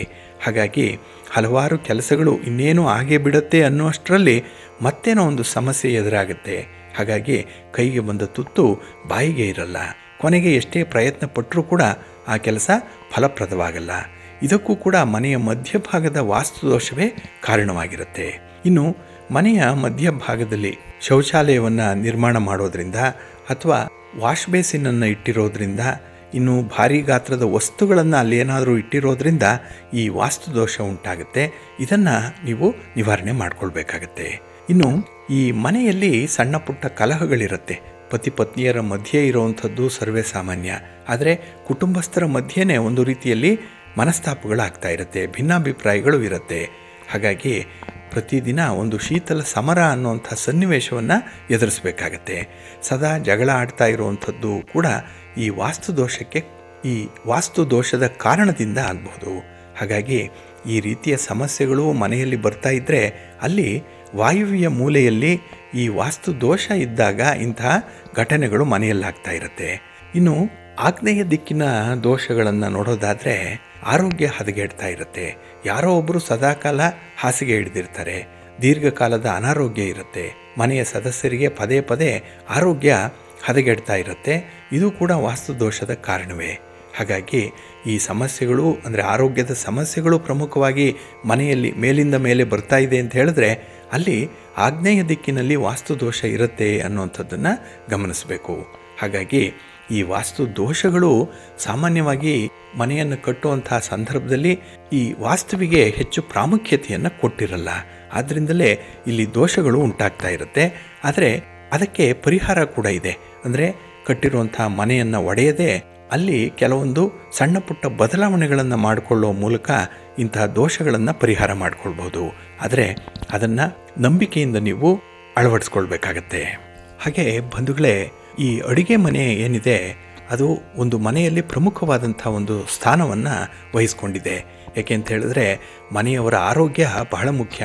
ಹಾಗಾಗಿ ಮನೆಯವರ ಆರೋಗ್ಯ ಸರಿ ಇರಬೇಕು ಅಂತ ಹೇಳಿದ್ರೆ ಅಡುಗೆ ಮನೆ ಆಯಕಟ್ಟಿನ ಜಾಗದಲ್ಲಿ ಇರಬೇಕು. ಇನ್ನು ಆಗ್ನೇಯ ಮೂಲೆಗೆ ಅಡುಗೆ ಮನೆ ಇರಬೇಕು ಅಂತ ಹೇಳಿದ್ರೆ ಅಲ್ಲಿ ಅಗ್ನಿ ಮತ್ತು ಶುಕ್ರ ಅದಕ್ಕೆ ಅಧಿಪತಿಗಳಾಗಿರ್ತಾರೆ. ದಕ್ಷಿಣ ದಿಕ್ಕಿಗೆ ಶೆಲ್ಫನ್ನು ಇಡಬಹುದು. ಇನ್ನು ದಕ್ಷಿಣ ಆಗ್ನೇಯಕ್ಕೆ ಒಂದು ಎಕ್ಸಾಸ್ಟ್ ಫ್ಯಾನನ್ನು ಹಾಕ್ಕೊಳ್ಳುವಂಥದ್ದು ಅಥವಾ ಅಲ್ಲಿ ಒಂದು ಸಣ್ಣ ಕಿಟಕಿಯನ್ನು ಕೂಡ ಇಡಬಹುದು. ಆದರೆ ಪೂರ್ವಕ್ಕೆ ಈ ಎಕ್ಸಾಸ್ಟ್ ಫ್ಯಾನನ್ನು ಹಾಕುವಂಥದ್ದನ್ನು ಅವಾಯ್ಡ್ ಮಾಡಬೇಕು. ಇನ್ನು ಪೂರ್ವಕ್ಕೆ ಮುಖ ಮಾಡಿ ನಿಂತು ಅಡುಗೆ ಮಾಡುವಂತೆ ಕಟ್ಟೆ ಇರಬೇಕು. ಹಾಗಾಗಿ ನೀವು ಗ್ಯಾಸ್ ಸ್ಟವನ್ನು ಬಳಸುವಂಥ ಸಂದರ್ಭದಲ್ಲಿ ಪೂರ್ವಕ್ಕೆ ಮುಖ ಮಾಡಿ ನಿಂತು ಅಡುಗೆ ಮಾಡುವಂಥ ರೀತಿಯಲ್ಲಿ ಇರಬೇಕು. ಇನ್ನು ಸ್ಟವ್ ಇಡುವಂಥ ಸ್ಲ್ಯಾಬ್ ಇದೆಯಲ್ಲ, ಇದರ ಕೆಳಗೆ ಯಾವುದೇ ವಸ್ತುಗಳನ್ನು ಇಡಬಾರ್ದು. ಈಗ ಒಂದು ಮಾಡ್ಯುಲರ್ ಕಿಚನ್ ಅನ್ನೋಂಥದ್ದು ಬಂದಿದೆ. ಅಲ್ಲಿ ಸ್ಟವ್ ಕೆಳಗೇನೆ ಸಾಮಗ್ರಿಗಳನ್ನು ಸ್ಟೋರ್ ಮಾಡಿಕೊಳ್ಳಿಕ್ಕೆ ಅವಕಾಶವನ್ನು ಮಾಡಿಕೊಂಡಿರ್ತಾರೆ. ಆದರೆ ಆದಷ್ಟು ಇಲ್ಲಿ ಯಾವುದೇ ರೀತಿಯ ವಸ್ತುಗಳನ್ನು ಶೇಖರಿಸಬಾರ್ದು, ಸ್ವಲ್ಪ ಜಾಗೃತಿಯಾಗಿ ಇರಬೇಕು. ಇನ್ನು ಶುಕ್ರ ಸ್ತ್ರೀ ಗ್ರಹ, ಅಡಿಗೆ ಮನೆ ಸ್ತ್ರೀಯರಿಗೆ ಪ್ರಧಾನ ಸ್ಥಾನವಾಗಿರುವಂಥದ್ದು. ಹಾಗಾಗಿ ಅಡಿಗೆ ಮನೆಗೆ ಪುರುಷರ ಪ್ರವೇಶ ಇರೋದಿಲ್ಲ ಸಾಮಾನ್ಯವಾಗಿ ಅಡಿಗೆ ಮಾಡಲಿಕ್ಕೆ. ಇಲ್ಲಿ ಸ್ತ್ರೀಯರಿಗೆ ಕಾರಕ ಶುಕ್ರ, ಆದ್ದರಿಂದಲೇ ಸ್ತ್ರೀಯರ ಕೈ ಮೇಲ್ಗೈಯಾಗಿರುತ್ತೆ ಅಡುಗೆ ಮನೆಯಲ್ಲಿ ಅನ್ನುವಂಥದ್ದು. ಹಾಗೆ ಆ ಕುಟುಂಬದ ಆರೋಗ್ಯ ಕೂಡ ಸ್ತ್ರೀಯ ಕೈಲಿರುತ್ತೆ. ಹಾಗಾಗಿನೇ ಆ ಕುಟುಂಬಸ್ಥರ ಆರೋಗ್ಯ ಚೆನ್ನಾಗಿದೆ, ಕುಟುಂಬಸ್ಥರು ದೃಢಕಾಯರಾಗಿದ್ದಾರೆ ಅಂತ ಹೇಳಿದ್ರೆ ಅಲ್ಲಿ ಅಡುಗೆ ಮನೆಯಲ್ಲಿ ಆ ಸ್ತ್ರೀಯ ಕೈ ಚಳಕ ಬಹಳ ವಿಶೇಷವಾಗಿ ಒದಗಿ ಬರ್ತಾ ಇರುತ್ತೆ. ಇಲ್ಲಿ ಆಗ್ನೇಯ ದಿಕ್ಕಿಗೆ ಒಂದು ವೇಳೆ ಅಡುಗೆ ಮನೆಯನ್ನು ನಿರ್ಮಾಣ ಮಾಡಲಿಕ್ಕೆ ಸಾಧ್ಯ ಆಗದೇ ಇದ್ದರೆ ಅದರ ವಿರುದ್ಧ ಮೂಲೆಯಾದಂತಹ ವಾಯುವ್ಯ ಮೂಲೆಯಲ್ಲಿ ಅಡುಗೆ ಕೋಣೆಯನ್ನು ನಿರ್ಮಾಣ ಮಾಡಬಹುದು. ಇನ್ನು ವಾಯುವ್ಯ ಮೂಲೆಯ ಅಡುಗೆ ಮನೆ ಇದ್ದರೂ ಕೂಡ ಅಲ್ಲಿ ಆಗ್ನೇಯ ದಿಕ್ಕಿಗೆ ಒಲೆಯನ್ನು ಇಡಬೇಕು. ಇದನ್ನು ಮಾತ್ರ ಗಮನಿಸಬೇಕು. ಇಲ್ಲಿ ವಾಯುವ್ಯ ಮೂಲೆಗೆ ಅಧಿಪತಿ ಚಂದ್ರ, ಇಲ್ಲಿ ಚಂದ್ರನು ಕೂಡ ಸ್ತ್ರೀ ಗ್ರಹ. ಹಾಗಾಗಿ ಚಂದ್ರ ಜಲಗ್ರಹ ಕೂಡ. ಇಲ್ಲಿ ಅಡುಗೆ ಮನೆಗೆ ಪೂರ್ವ ಅಥವಾ ಪೂರ್ವ ದಕ್ಷಿಣ ದಿಕ್ಕಿನ ಸಿಂಹದ್ವಾರವನ್ನು ಇಡಬಹುದು. ಹಾಗೆ ಈಶಾನ್ಯ ಮೂಲೆಯಲ್ಲಿ ಯಾವುದೇ ಕಾರಣಕ್ಕೂ ಕೂಡ ಅಡುಗೆ ಮನೆಯನ್ನು ನಿರ್ಮಾಣ ಮಾಡಬಾರ್ದು. ಈಶಾನ್ಯ ಮೂಲೆ ಭಗವಂತನ ಪೂಜಾ ಸ್ಥಳ ಇರಬೇಕಾಗಿರುವಂಥ ಒಂದು ಸ್ಥಳ. ಇಲ್ಲಿ ಅಡಿಗೆ ಕೋಣೆ ಇದ್ದರೆ ಸರ್ವ ಅರಿಷ್ಟಗಳು ಕೂಡ ಉಂಟಾಗುತ್ತೆ. ಅಂದರೆ ಸಮಸ್ಯೆಗಳು ಮೇಲಿಂದ ಮೇಲೆ ಬರ್ತಾ ಇರುತ್ತೆ. ದೈವ ಬಲ ಕೂಡ ಆ ಕುಟುಂಬಕ್ಕೆ ಇರಲ್ಲ. ಹಾಗಾಗಿನೇ ಆಗ್ನೇಯ ಮೂಲೆಯಲ್ಲಿ ಅಡುಗೆ ಮನೆ ಇದ್ದರೆ ಸಕಲ ಸೌಭಾಗ್ಯಗಳು ಲಭ್ಯವಾಗುತ್ತೆ. ಇನ್ನು ದಕ್ಷಿಣ ದಿಕ್ಕಿನಲ್ಲಿ ಅಡುಗೆ ಮಾಡಿದ್ರೆ ಕಷ್ಟಗಳು ಹೆಚ್ಚಾಗುತ್ತೆ, ಅನಾರೋಗ್ಯಗಳು ಜಾಸ್ತಿ ಆಗುತ್ತೆ. ಹಾಗಾಗಿ ಈ ದಕ್ಷಿಣ ದಿಕ್ಕಿನಲ್ಲಿ ಅಡುಗೆ ಮನೆ ಇರಬಾರ್ದು. ಇನ್ನು ಪಶ್ಚಿಮ ದಿಕ್ಕಿನ ಕೋಣೆಯಲ್ಲಿ ಅಡುಗೆ ಮಾಡಿದ್ರೆ ಆಯಸ್ಸು ಕಡಿಮೆ ಆಗುತ್ತೆ. ಪೂರ್ವ ದಿಕ್ಕಿನಲ್ಲಿ ಅಡುಗೆ ಮಾಡಿದ್ರೆ ಆರೋಗ್ಯ ವರ್ಧಿಸುತ್ತೆ. ಹಾಗೆ ಉತ್ತರ ದಿಕ್ಕಿನಲ್ಲಿ ನಿಂತು ಅಡುಗೆ ಮಾಡಿದ್ರೆ ಧನ ನಷ್ಟ ಉಂಟಾಗುತ್ತೆ ಅನ್ನುವಂಥ ವಿಚಾರಗಳಿದೆ. ಇದೆಲ್ಲವೂ ವಾಸ್ತುಶಾಸ್ತ್ರದಲ್ಲಿ ಇರುವಂಥದ್ದು. ಹಾಗಾಗಿ ಈ ಆರೋಗ್ಯಕ್ಕೆ ಸಂಬಂಧಪಟ್ಟಂತಹ ವಿಚಾರಗಳನ್ನು ನಾವು ಗಮನಿಸಿದಾಗ ಇಲ್ಲಿ ಮನೆಯ ಅಡುಗೆ ಕೋಣೆ ಪ್ರಧಾನ ಪಾತ್ರವನ್ನು ವಹಿಸುತ್ತೆ. ಹಾಗಾಗಿ ನಿಮ್ಮ ಮನೆಯಲ್ಲಿ ಅಡುಗೆಯ ಕೋಣೆ ಯಾವ ದಿಕ್ಕಿಗಿದೆ ಮತ್ತು ಅಡುಗೆ ಮಾಡುವಂಥವರು ಯಾವ ದಿಕ್ಕಿಗೆ ಮುಖ ಮಾಡಿ ನಿಂತಿರ್ತಾರೆ ಅನ್ನುವಂಥ ವಿಚಾರಗಳನ್ನು ಗಮನಿಸ್ಕೊಳ್ಳಿ. ಹಾಗಾಗಿನೇ ಮನೆಯಲ್ಲಿ ಶಾಂತಿ, ಸಮೃದ್ಧಿ, ಆರೋಗ್ಯಪೂರ್ಣವಾದಂಥ ಬದುಕು, ಹಾಗೆ ಧನಾಭಿವೃದ್ಧಿ ಉಂಟಾಗ್ತಾ ಇದೆ ಅಂತ ಹೇಳಿದ್ರೆ ಅಲ್ಲಿ ವಾಸ್ತು ದೋಷಗಳು ಕಡಿಮೆ ಇರುತ್ತೆ ಅನ್ನುವಂಥ ಒಂದು ಲೆಕ್ಕಾಚಾರ ಇದೆ. ಹಾಗಾಗಿ ನಿಮ್ಮ ಮನೆಯಲ್ಲಿರುವಂಥ ಈ ಅಂಶಗಳನ್ನು ನೀವು ಸ್ವಲ್ಪ ತಾಳೆ ನೋಡಿ, ಅದರಲ್ಲಿ ಏನಾದರೂ ವ್ಯತ್ಯಾಸಗಳಿದ್ದರೆ ಅದನ್ನು ಸರಿಪಡಿಸುವಂಥ ಒಂದು ಕ್ರಮವನ್ನು ಅನುಸರಣೆ ಮಾಡಿ ಒಳ್ಳೆಯದಾಗತ್ತೆ. ಪ್ರೀತಿಯ ಬಂಧುಗಳೇ, ಇನ್ನು ಮುಂದೆ ದ್ವಾದಶ ರಾಶಿಯವರ ಗೋಚಾರ ಫಲಗಳು ಹೇಗಿವೆ ನೋಡೋಣ ಬನ್ನಿ. ಮೊದಲಿಗೆ ಮೇಷರಾಶಿ. ಮೇಷರಾಶಿಯವರಿಗೆ ಈ ದಿನ ತುಂಬ ಅನುಕೂಲಕರವಾಗಿರುವಂಥ ದಿನ. ಚಂದ್ರ ನಿಮ್ಮ ರಾಶಿಯಲ್ಲೇ ಸ್ಥಿತನಾಗಿದ್ದಾಗ ಮನಸ್ಸಿಗೆ ತುಂಬ ಸಂತೋಷ ಇರುವಂಥ ದಿನ. ಮನಸ್ಸಿಗೆ ಅನುಕೂಲ ಇರುತ್ತೆ, ಒಂದು ಕಂಫರ್ಟ್ನೆಸ್ ಅನ್ನುವಂಥದ್ದು ಬಹಳಷ್ಟು ಮಟ್ಟಿಗೆ ಇರುತ್ತೆ. ಹಾಗೆ ಗ್ರಹಗತಿಗಳು ಈ ದಿನ ತುಂಬ ಅನುಕೂಲಕರವಾಗಿರುವಂಥ ಸ್ಥಿತಿಯಲ್ಲಿರೋದ್ರಿಂದ ನಿಮ್ಮ ಚಟುವಟಿಕೆಗಳು ಬಹಳ ಯಶಸ್ವಿಯಾಗಿ ನಡೆಯುತ್ತೆ. ಮನಸ್ಸಿಗೆ ಸಮಾಧಾನ ಇರುತ್ತೆ. ಆದರೂ ಕೂಡ ಕೆಲವೊಂದು ವಿಚಾರಗಳಲ್ಲಿ ಒತ್ತಡ ಇರುತ್ತೆ, ಆದರೂ ಆರೋಗ್ಯ ನಿಮಗೆ ಪರಿಪೂರ್ಣವಾಗಿರುತ್ತೆ. ಹಾಗಾಗಿನೇ ಆರೋಗ್ಯ ಚೆನ್ನಾಗಿರೋದ್ರಿಂದ ಈ ದಿನ ಕೆಲಸಗಳಲ್ಲಿ ಕೂಡ ಹೆಚ್ಚು ಆಸಕ್ತಿ ಇರುತ್ತೆ. ಹಾಗೆ ಈ ದಿನದಲ್ಲಿ ಹಣದ ಲಾಭ ಚೆನ್ನಾಗಿದೆ. ಇನ್ನು ಉಳಿತಾಯ ಮಾಡುವಂಥ ಮನಸ್ಥಿತಿ ಇದೆ. ಆದರೆ ನಿಮ್ಮ ಅಳತೆ ಮೀರಿ ಹಣ ಖರ್ಚಾಗುವಂಥದ್ದು ಕೂಡ ಇರುತ್ತೆ. ಹಾಗಾಗಿ ಈ ಆದಾಯ ವ್ಯಯಾದಿಗಳ ಬಗ್ಗೆ ಸ್ವಲ್ಪ ಲೆಕ್ಕಾಚಾರ ಇಟ್ಕೊಳ್ಳುವಂಥದ್ದು ಬಹಳ ಸೂಕ್ತ. ಇನ್ನು ಈ ದಿನದಲ್ಲಿ ನೀವು ಸಾಮಾಜಿಕವಾಗಿ ಕೆಲವೊಂದು ಕೆಲಸ ಕಾರ್ಯಗಳನ್ನು ಮಾಡುವಂಥದ್ದು, ಕುಟುಂಬಕ್ಕಾಗಿ ಕೆಲವು ಜವಾಬ್ದಾರಿಗಳನ್ನು ನಿರ್ವಹಣೆ ಮಾಡ್ತೀರಿ. ಹಾಗೆ ನಿಮ್ಮ ಮನಸ್ಸಿಗೆ ಖುಷಿಯನ್ನು ಕೊಡುವಂಥ, ಸಂತೋಷವನ್ನು ಕೊಡುವಂಥ ಸ್ನೇಹಿತರು, ಬಂಧುಗಳು ನಿಮ್ಮನ್ನು ಭೇಟಿ ಮಾಡುವಂಥವ್ರು ಇದ್ದಾರೆ. ಹಾಗಾಗಿನೇ ಈ ದಿನ ಅವರ ಜೊತೆ ಇದ್ದಷ್ಟು ಸಮಯ ನಿಮಗೆ ಒಂದು ರೀತಿಯಲ್ಲಿ ಸಂತೋಷದ ಕ್ಷಣಗಳದು. ಹಾಗೆ ಈ ದಿನ ನಿಮ್ಮ ಹಿತಶತ್ರುಗಳಿಂದ ಕೆಲವೊಂದು ವಿಚಾರಗಳಲ್ಲಿ ಮೋಸ ಹೋಗ್ಬೋದು. ಹಾಗಾಗಿ ಅತಿಯಾಗಿ ಒಬ್ಬರನ್ನು ನಂಬೋದ್ರಿಂದ ಯಾವ ರೀತಿಯ ತೊಂದರೆಗಳಾಗತ್ತೆ ಅನ್ನುವಂಥದ್ದಕ್ಕೆ ಈ ದಿನ ಸಾಕ್ಷಿಯಾಗತ್ತೆ. ಇನ್ನು ನಿಮ್ಮ ಪ್ರೀತಿ ಪ್ರೇಮದ ವಿಚಾರದಲ್ಲಿ ಮೇಲುಗೈ ಸಾಧಿಸುವಂಥದ್ದು, ಅಂದರೆ ನಿಮ್ಮನ್ನು ಚೆನ್ನಾಗಿ ಅರ್ಥ ಮಾಡಿಕೊಳ್ಳುವಂಥವರು ನಿಮ್ಮ ಸಂಗಾತಿ ಪ್ರೀತಿ ಪಾತ್ರರ ಜೊತೆಯಲ್ಲಿ ಹೆಚ್ಚು ಸಮಯವನ್ನು ಕೂಡ ಕಳೀತೀರಿ. ವಿದ್ಯಾರ್ಥಿಗಳಿಗೆ ತುಂಬ ಅನುಕೂಲ ಇರುವಂಥ ದಿನ. ಇದನ್ನು ನೀವು ಸದುಪಯೋಗಪಡಿಸ್ಕೊಳ್ಳಿ. ನಿಮ್ಮ ಇಷ್ಟ ದೇವರನ್ನು ಆರಾಧನೆ ಮಾಡಿಕೊಳ್ಳಿ, ಶಿವಸ್ತೋತ್ರವನ್ನು ಹೇಳ್ಕೊಳ್ಳಿ, ಶಿವ ಪಾರ್ವತಿಯರ ದರ್ಶನ ಮಾಡಿಕೊಳ್ಳಿ, ಒಳ್ಳೆಯದಾಗುತ್ತೆ. ನಿಮ್ಮ ಅದೃಷ್ಟದ ಬಣ್ಣ ತಿಳಿ ನೀಲಿ, ಅದೃಷ್ಟದ ದಿಕ್ಕು ಈಶಾನ್ಯ ದಿಕ್ಕು, ಅದೃಷ್ಟ ಸಂಖ್ಯೆ 1. ವೃಷಭರಾಶಿ. ವೃಷಭರಾಶಿಯವರಿಗೆ ಈ ದಿನದಲ್ಲಿ ಕೆಲವೊಂದು ಕೆಲಸ ಕಾರ್ಯಗಳಲ್ಲಿ ತುಂಬ ಬೇಡಿಕೆ ಇರುವಂಥ ದಿನ. ಹಾಗಾಗಿ ನಿಮ್ಮ ಉಪಸ್ಥಿತಿ ಇರ್ಬೋದು ಅಥವಾ ನಿಮ್ಮ ಹಣಕಾಸಿನ ವ್ಯವಸ್ಥೆಗಳಿರ್ಬೋದು, ಆ ಒಂದು ಕೆಲಸಕ್ಕೆ ಬೇಕಾಗುತ್ತೆ. ಆದರೆ ಸಮಯೋಚಿತವಾಗಿ, ಸಂದರ್ಭೋಚಿತವಾಗಿ ಅದನ್ನು ಒದಗಿಸುವಲ್ಲಿ ನೀವು ವಿಫಲರಾಗ್ತೀರಿ ಈ ದಿನದಲ್ಲಿ. ಹಾಗಾಗಿನೇ ಕೆಲವೊಮ್ಮೆ ನಷ್ಟಗಳು ಕೂಡ ಉಂಟಾಗುತ್ತೆ. ಹಾಗೆ ಈ ಫಲಿತಾಂಶಗಳು ಸರಿಯಾಗಿ ಸಿಕ್ಕದೇ ಇದ್ದಾಗ ಈ ದಿನ ಬೇಸರ ಆಗುವಂಥದ್ದು ಕೂಡ ಇರುತ್ತೆ. ಹಾಗಾಗಿ ಈ ದಿನ ನಿಮಗೆ ಸಾಧ್ಯ ಇರುವುದಕ್ಕಿಂತ ಹೆಚ್ಚು ಮಾಡಲಿಕ್ಕೆ ಒಪ್ಪಿಕೊಳ್ಬೇಡಿ. ಯಾವುದೇ ಕೆಲಸ ನಿಮ್ಮ ಇತಿಮಿತಿಯೊಳಗಿರಬೇಕು. ಹಾಗೆ ಈ ದಿನದಲ್ಲಿ ಇತರರನ್ನು ಸಂತೋಷಪಡಿಸಲಿಕ್ಕಾಗಿ ನಿಮ್ಮ ಮೇಲೆ ಒತ್ತಡವನ್ನು ನೀವೇ ಹಾಕಿಕೊಳ್ಳುವಂಥ ಸಾಧ್ಯತೆಗಳು ಕೂಡ ಇದೆ. ಹಾಗಾಗಿನೇ ಎಲ್ಲರಿಗೂ ಕೂಡ ಏಕಕಾಲಕ್ಕೆ ನೀವು ಒಳ್ಳೆಯದನ್ನು ಮಾಡುವಂಥದ್ದಾಗಲಿ, ಅವರನ್ನು ಸಂತೋಷಪಡಿಸುವಂಥ ಪ್ರಯತ್ನವನ್ನಾಗಲಿ ಮಾಡಲಿಕ್ಕೆ ಹೋಗಬೇಡಿ ಈ ದಿನದಲ್ಲಿ. ಹಾಗೆ ಈ ದಿನ ಹಣದ ವಿಚಾರದಲ್ಲಿ ಸ್ವಲ್ಪ ವಿವೇಚನೆ ಇಲ್ಲದಂತಹ ತೀರ್ಮಾನಗಳಾಗುತ್ತೆ. ಹಾಗಾಗಿನೇ ಹಣದ ನಷ್ಟ ಉಂಟಾಗುವಂಥದ್ದು, ಹಾಗೆ ಈ ಕಾರ್ಯಗಳಾದ ಮೇಲೆ ಹೆಚ್ಚು ಪಶ್ಚಾತ್ತಾಪ ಪಡುವಂಥದ್ದು ಕೂಡ ಇರುತ್ತೆ. ಹೀಗಾಗಬಾರ್ದಿತ್ತು ಅಂತ ಹೇಳಿ ನಂತರದಲ್ಲಿ ನೀವು ಒಂದು ಅನುಭವದ ಪಾಠವನ್ನು ಕಲ್ತ್ಕೊಳ್ತೀರಿ. ಹಾಗೆ ಮಕ್ಕಳ ಮೇಲೆ ಈ ದಿನ ನಿಮ್ಮ ಒಂದು ಅಭಿಪ್ರಾಯ ಹೇರುವಂಥದ್ದಾಗಲಿ, ಮಕ್ಕಳಿಗೆ ಅತಿಯಾದಂಥ ಶಿಸ್ತು ಕಲಿಸುವಂಥ ವಿಚಾರಗಳಾಗಲಿ ಈ ದಿನ ನಿಮಗೆ ಹಿನ್ನಡೆಯನ್ನು ತರುತ್ತೆ. ಹಾಗಾಗಿ ಮಕ್ಕಳನ್ನು ಸ್ನೇಹಿತರಂತೆ ನೋಡಿಕೊಳ್ಳಿ. ಅವರ ಸಮಸ್ಯೆಗಳನ್ನು ಈ ದಿನ ಕೂಲಂಕುಷವಾಗಿ ಕೇಳಿಸ್ಕೊಳ್ಳಿ. ಅದಕ್ಕೆ ಪರಿಹಾರ ಕಂಡುಹಿಡಿಯುವಂಥದ್ದು ನೆಕ್ಸ್ಟ್ ಸ್ಟೇಜಲ್ಲಿ. ಆದರೆ ಈ ಸಮಸ್ಯೆಗಳನ್ನು ಆಲಿಸುವಂಥದ್ದೇ ಪ್ರಥಮವಾಗಿ ನೀವು ಮಾಡಬೇಕಾಗಿರುವಂಥ ವಿಚಾರ. ಸ್ವಲ್ಪ ತಾಳ್ಮೆಯಿಂದ ಇರಿ, ಒಳ್ಳೆಯದಾಗುತ್ತೆ. ನಿಮ್ಮ ಇಷ್ಟ ದೇವರನ್ನು ಆರಾಧನೆ ಮಾಡ್ತಾಯಿರಿ. ಹಾಗೆ ಭಕ್ತಿಯಿಂದ ಈ ದಿನ ನೀವು ದುರ್ಗಾ ಸ್ತುತಿಯನ್ನು ಮಾಡಿ ಅಮ್ಮನವರ ದರ್ಶನ ಮಾಡಿಕೊಳ್ಳಿ, ಒಳ್ಳೆಯದಾಗತ್ತೆ. ನಿಮ್ಮ ಅದೃಷ್ಟದ ಬಣ್ಣ ಕೆಂಪು, ಅದೃಷ್ಟದ ದಿಕ್ಕು ಪೂರ್ವ ದಿಕ್ಕು, ಅದೃಷ್ಟ ಸಂಖ್ಯೆ 3. ಮಿಥುನ ರಾಶಿ. ಮಿಥುನ ರಾಶಿಯವರಿಗೆ ಈ ದಿನ ಹೊಸ ಜವಾಬ್ದಾರಿಯೊಂದು ಹೆಗಲಿಗೆ ಬರುವಂಥ ದಿನ. ನೋಡಿ, ಇದ್ದಕ್ಕಿದ್ದಾಗೇ ಒಂದು ಕೆಲಸ ನಿಮಗೆ ಬರುತ್ತೆ, ಜವಾಬ್ದಾರಿ, ರೆಸ್ಪಾನ್ಸಿಬಿಲಿಟಿ, ಅದನ್ನು ತುಂಬ ಚೆನ್ನಾಗಿ ನಿಭಾಯಿಸ್ತೀರಿ. ಏಕೆ ಅಂತ ಹೇಳಿದ್ರೆ ನಿಮ್ಮ ರಾಶಿಯ ಅಧಿಪತಿಯಾದಂಥ ಬುಧ ನಿಮಗೆ ಹೆಚ್ಚು ಬುದ್ಧಿವಂತಿಕೆಯನ್ನು ಕೊಟ್ಟಿರುವಂಥವನು ಈ ದಿನದಲ್ಲಿ.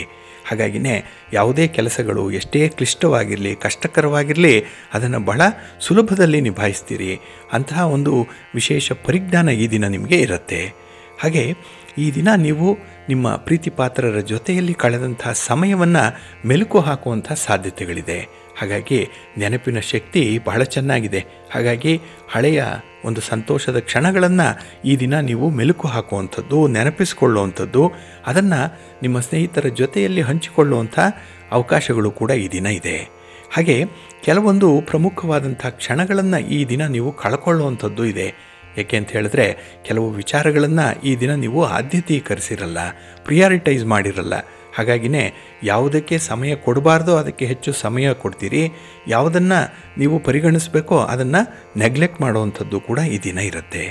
ಹಾಗೆ ಈ ದಿನ ನಿಮ್ಮ ಅದೃಷ್ಟವನ್ನು ಪರೀಕ್ಷೆ ಮಾಡುವಂಥ ಕೆಲವೊಂದು ಸನ್ನಿವೇಶಗಳು ಬರ್ಬೋದು. ಹಾಗಾಗಿ ಒಂದು ವಿವೇಚನೆಯಿಂದ ತೀರ್ಮಾನವನ್ನು ಕೈಗೊಂಡ್ರೆ ಈ ದಿನ ಭಾರಿ ಲಾಭವನ್ನು ಪಡ್ಕೊಳ್ತೀರಿ. ಹಾಗೆ ಈ ದಿನದಲ್ಲಿ ಮಹಾಲಕ್ಷ್ಮಿಯನ್ನು ಆರಾಧನೆ ಮಾಡೋದ್ರಿಂದ, ಮಹಾವಿಷ್ಣುವನ್ನು ಧ್ಯಾನ ಮಾಡೋದ್ರಿಂದ ಉತ್ತಮ ಫಲಗಳು ನಿಮಗೆ ಸಿಕ್ಕತ್ತೆ. ಹಾಗೆ ಲಕ್ಷ್ಮೀ ವೆಂಕಟೇಶ್ವರ ಸ್ವಾಮಿಯ ಪ್ರಾರ್ಥನೆ ಮಾಡಿಕೊಳ್ಳಿ, ಒಳ್ಳೆಯದಾಗತ್ತೆ. ನಿಮ್ಮ ಅದೃಷ್ಟದ ಬಣ್ಣ ಕೆಂಪು, ಅದೃಷ್ಟದ ದಿಕ್ಕು ಉತ್ತರ ದಿಕ್ಕು, ಅದೃಷ್ಟ ಸಂಖ್ಯೆ 1. ಕರ್ಕಾಟಕ ರಾಶಿ. ಕರ್ಕಾಟಕ ರಾಶಿಯವರಿಗೆ ಈ ದಿನ ನಿಮ್ಮ ರಾಶಿಯ ಅಧಿಪತಿಯಾದಂತಹ ಚಂದ್ರ ಮನಕಾರಕನಾಗಿ ತುಂಬ ಮನಸ್ಸಿಗೆ ಸಂತೋಷವನ್ನು ಕೊಡ್ತಾನೆ. ಹಾಗಾಗಿನೇ ಕೆಲವು ಕೆಲಸ ಕಾರ್ಯಗಳು ಬಹಳ ಆಶಾವಾದಿಯನ್ನಾಗಿಸುವಂಥ ಸಂದರ್ಭಗಳಿದೆ. ಹಾಗಾಗಿ ಒಂದು ಊಹೆ, ಕಲ್ಪನೆ, ನಾಳಿನ ಬದುಕು ಹೀಗಿರಬೇಕು ಅನ್ನುವಂಥ ಒಂದು ಕನಸು ವಿಪರೀತವಾಗಿ ಈ ದಿನ ನಿಮ್ಮನ್ನು ಕಾಡುತ್ತೆ. ಹಾಗೆ ಆ ಕನಸನ್ನು ನನಸು ಮಾಡಿಕೊಳ್ಳುವಂಥ ಸಂದರ್ಭದಲ್ಲಿ ನಿಮ್ಮ ಪ್ರಯತ್ನಗಳು ಕೂಡ ಯಶಸ್ವಿಯಾಗುತ್ತೆ ಈ ದಿನ. ಹಾಗೆ ಈ ದಿನ ನಿಮ್ಮ ಜೀವನವನ್ನು ಸಂತೋಷದಿಂದ ಅನುಭವಿಸಲಿಕ್ಕೆ ಸಿದ್ಧತೆಯನ್ನು ನಡೆಸ್ಕೊಳ್ಳುವಂಥದ್ದು. ಹಾಗಾಗಿ ಒಂದು ಪ್ರಿಪರೇಟರಿ ಪಾರ್ಟ್ ಏನಿದೆ ಅದು ತುಂಬ ಲವಲವಿಕೆಯಿಂದ ಇರುತ್ತೆ. ಹಾಗೆ ಈ ದಿನ ನಿಮ್ಮ ವ್ಯಾಪಾರ ವ್ಯವಹಾರಗಳಲ್ಲಿ ಲಾಭದ ಅಂಶ ಕೂಡ ಚೆನ್ನಾಗಿದೆ. ಏನೋ ಒಂದು ರೀತಿಯಲ್ಲಿ ಲಾಭ ಅಂದರೆ ಹಣದ ಲಾಭ ಒಂದೇ ಅಲ್ಲ, ಬೇರೆ ಬೇರೆ ರೀತಿಯ ಲಾಭಗಳು ನಿಮಗೆ ಉಪಯುಕ್ತವಾಗಿರುತ್ತೆ. ಹಾಗೆ ಈ ದಿನ ಕೆಲವು ಗೃಹ ಬಳಕೆಯ ವಸ್ತುಗಳನ್ನು ಖರೀದಿ ಮಾಡುವಂಥದ್ದು ಇದೆ. ಒಡವೆ ವಸ್ತ್ರಗಳ ಖರೀದಿ ಕೂಡ ಆಗುವಂಥ ಯೋಗ ಇದೆ. ಹಾಗಾಗಿ ಈ ದಿನ ನಿಮ್ಮ ಖರೀದಿ ಸಾಧ್ಯತೆಯನ್ನು ಹೆಚ್ಚಿಸುವಂಥದ್ದು, ಇದು ನಿಮ್ಮನ್ನು ತುಂಬ ಅನುಕೂಲಕರವಾದಂಥ ಸ್ಥಿತಿಯಲ್ಲಿಡುತ್ತೆ. ತುಂಬ ಕಂಫರ್ಟಬಲ್ ಆಗಿರ್ತೀರಿ ಈ ದಿನದಲ್ಲಿ. ಹಾಗೆ ಈ ದಿನ ನಿಮ್ಮ ಪ್ರೀತಿಯ ಜೀವನ ಒಂದು ಸುಂದರವಾದ ತಿರುವನ್ನು ಪಡ್ಕೊಳ್ಳುವಂಥದ್ದು ಕೂಡ ಇದೆ. ಹಾಗೆ ನಿಮ್ಮ ಪ್ರತಿ ಕೆಲಸದಲ್ಲೂ ನಿಮ್ಮ ಸ್ನೇಹಿತರ ಅಥವಾ ಬಂಧುಗಳ ಸಹಕಾರ ಇರುತ್ತೆ. ಒಟ್ಟಾರೆ ಈ ದಿನ ಯಾವುದಕ್ಕೂ ಕೂಡ ಕಷ್ಟಪಡುವಂಥ ಅವಕಾಶ ಅಗತ್ಯ ಇಲ್ಲ. ಇನ್ನು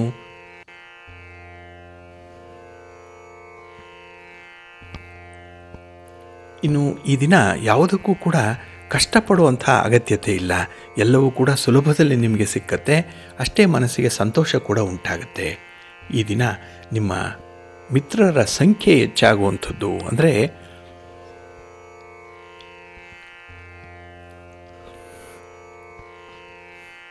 ನಿಮ್ಮ ಕೆಲಸ ಕಾರ್ಯಗಳನ್ನು, ನಿಮ್ಮ ಮಾತಿನ ವೈಖರಿಯನ್ನು ಇಷ್ಟಪಟ್ಟೇ ಕೆಲವರು ನಿಮಗೆ ಮಿತ್ರರಾಗಿ ಹತ್ತಿರದಲ್ಲಿ ಇರ್ತಾರೆ. ಒಟ್ಟಾರೆ ಈ ದಿನ ನಿಮಗೆ ಫಲಪ್ರದವಾದಂತಹ ದಿನ. ನಿಮ್ಮ ಇಷ್ಟ ದೇವರನ್ನು ಆರಾಧನೆ ಮಾಡಿಕೊಳ್ಳಿ. ಹಾಗೆ ಭಕ್ತಿಯಿಂದ ನವಗ್ರಹ ಸ್ತೋತ್ರವನ್ನು ಈ ದಿನ ಹೇಳ್ಕೊಳ್ಳಿ, ಒಳ್ಳೆಯದಾಗುತ್ತೆ. ನಿಮ್ಮ ಅದೃಷ್ಟದ ಬಣ್ಣ ಬಿಳುಪು, ಅದೃಷ್ಟದ ದಿಕ್ಕು ಈಶಾನ್ಯ ದಿಕ್ಕು, ಅದೃಷ್ಟ ಸಂಖ್ಯೆ 1. ಸಿಂಹರಾಶಿ. ಸಿಂಹರಾಶಿಯವರಿಗೆ ಈ ದಿನ ಮಿಶ್ರ ಫಲಗಳಿರುವಂಥ ದಿನ. ಹಾಗಾಗಿನೇ ಯಾವುದೇ ಹೊಸ ಯೋಜನೆಗಳನ್ನು ಈ ದಿನ ಮುಂದೂಡಬೇಕು. ಯಾವುದೇ ರೀತಿಯ ವೆಚ್ಚದ ಬಾಬ್ತುಗಳು ಏನಾದರೂ ಬಂದರೆ ಅದನ್ನು ಕೂಡ ಬಹಳ ವಿವೇಚನೆಯಿಂದ ತೀರ್ಮಾನ ಮಾಡಬೇಕು. ಇಲ್ಲಾಂದರೆ ಮುಂದೂಡುವಂಥದ್ದು ಬಹಳ ಸೂಕ್ತ. ಹಾಗಾಗಿನೇ ಈ ದಿನದಲ್ಲಿ ನಿಮ್ಮ ಮನೆಯ ಸದಸ್ಯರಿಗಾಗಿ ಹೆಚ್ಚು ಸಮಯವನ್ನು ಕೊಡುವಂಥದ್ದು, ಹಾಗೆ ಕೆಲವು ಕೌಟುಂಬಿಕ ವಿಚಾರಗಳೇನಿದೆ, ಸಮಸ್ಯೆಗಳೇನಿದೆ ಅದರ ಬಗ್ಗೆ ಚರ್ಚೆ ಆಗುವಂಥ ಸಾಧ್ಯತೆಗಳು ಕೂಡ ಈ ದಿನ ಇರುತ್ತೆ. ಹಾಗೆ ಈ ದಿನದಲ್ಲಿ ನಿಮ್ಮ ಭಾವನಾತ್ಮಕವಾದಂತಹ ಜೀವನ ಏನಿದೆ ಅದು ಕೆಲವೊಮ್ಮೆ ದುಬಾರಿ ಆಗುವಂಥದ್ದು. ಎಲ್ಲೋ ಒಂದು ಕಡೆ ನಿಮ್ಮ ಸಂಗಾತಿ, ನಿಮ್ಮ ಪ್ರೀತಿ ಪಾತ್ರರ ಮಾತು, ಅವರ ನಡತೆ, ನಡವಳಿಕೆ ಈ ದಿನ ನಿಮಗೆ ಬೇಸರವನ್ನು ತರಿಸುತ್ತೆ. ಇದೆಲ್ಲ ಅನ್ಎಕ್ಸ್ಪೆಕ್ಟೆಡ್ ಆಗುವಂಥ ಡೆವಲಪ್ಮೆಂಟ್ಗಳು. ಹಾಗಾಗಿ ಈ ದಿನ ಯಾವುದನ್ನು ಯಾರಿಂದಲೂ ಕೂಡ ನಿರೀಕ್ಷೆ ಮಾಡಬೇಡಿ. ಇನ್ನು ಭಗವಂತ ಏನು ಕೊಟ್ಟಿದ್ದಾನೋ ಅದರಲ್ಲೇ ಸುಖದಿಂದ ಇರುವಂಥದ್ದು, ಸಂತೃಪ್ತಿಯ ಜೀವನ ನಡೆಸುವಂಥ ಒಂದು ಪ್ರಯತ್ನವನ್ನು ಮಾಡಬೇಕು. ಕೆಲವೊಮ್ಮೆ ಇಂಥ ವಿಚಾರಗಳನ್ನು ಹೇಳುವಂಥದ್ದು ಸುಲಭ, ಆದರೆ ಅನುಸರಣೆ ಮಾಡುವಂಥದ್ದು ಕಷ್ಟ. ಆದರೆ ನಿಮಗೆ ಮನಸ್ಸು ಮಾಡಿದ್ರೆ ಯಾವುದೂ ಕೂಡ ಕಷ್ಟ ಅಲ್ಲ. ಏಕೆಂದರೆ ಹಠದ ಸ್ವಭಾವದವರು ನೀವು. ಒಂದು ರೀತಿಯಲ್ಲಿ ಉತ್ಕೃಷ್ಟತೆಗೆ ಹೆಚ್ಚು ಮಾನ್ಯತೆಯನ್ನು ಕೊಡುವಂಥವ್ರು, ಎಲ್ಲರಲ್ಲೂ ಕೂಡ ಒಂದು ಕ್ವಾಲಿಟಿಯನ್ನು ನೋಡುವಂಥವ್ರು. ಹಾಗಾಗಿನೇ ಈ ದಿನ ಅಂಥ ಒಂದು ಕ್ವಾಲಿಟಿಯ ಜೀವನ ನಿಮ್ಮದಾಗಿರಬೇಕು. ಹಾಗೆ ನಿಮ್ಮ ಒಂದು ಉದ್ಯೋಗ, ನಿಮ್ಮ ವ್ಯಾಪಾರ ವ್ಯವಹಾರಗಳಲ್ಲೂ ಕೂಡ ಹೆಚ್ಚು ಲಾಭ ಬರಬೇಕು ಅಂತ ಹೇಳಿದ್ರೆ ಈ ದಿನ ಸ್ವಲ್ಪ ವಿವೇಚನೆಯಿಂದ ನೀವು ತೀರ್ಮಾನವನ್ನು ತೆಗೆದುಕೊಳ್ಬೇಕಾಗತ್ತೆ. ಹಾಗಾಗಿ ನಾಳಿನ ದೃಷ್ಟಿ ಹೇಗಿರಬೇಕು, ಒಂದು ವಿಷನ್ ಅಂದರೆ ಹೇಗಿರಬೇಕು ಅನ್ನುವಂಥದ್ದನ್ನು ಮೊದಲು ನೀವು ತಿಳ್ಕೊಂಡು ಮುಂದುವರಿರಿ. ಹಾಗೆ ಯಾವುದೇ ಒಂದು ಕೆಲಸಕ್ಕೆ ಕೈ ಹಾಕಬೇಕಿದ್ರೂ ಕೂಡ ಅದರ ಒಂದು ಪೂರ್ಣ ಪರಿಚಯವನ್ನು ಮಾಡಿಕೊಳ್ಳಿ. ಇನ್ನು ಯಾವುದೇ ವ್ಯಕ್ತಿಯನ್ನು ನಂಬುವ ಮೊದಲು ಕೂಡ ಅವರ ಒಂದು ಪೂರ್ವ ಇತಿಹಾಸವನ್ನು ತಿಳ್ಕೊಂಡು ಮುಂದುವರಿರಿ. ಇಲ್ಲ ಅಂತ ಹೇಳಿದ್ರೆ ಸ್ವಲ್ಪ ನಷ್ಟಕ್ಕೆ ಕಾರಣವಾಗುತ್ತೆ.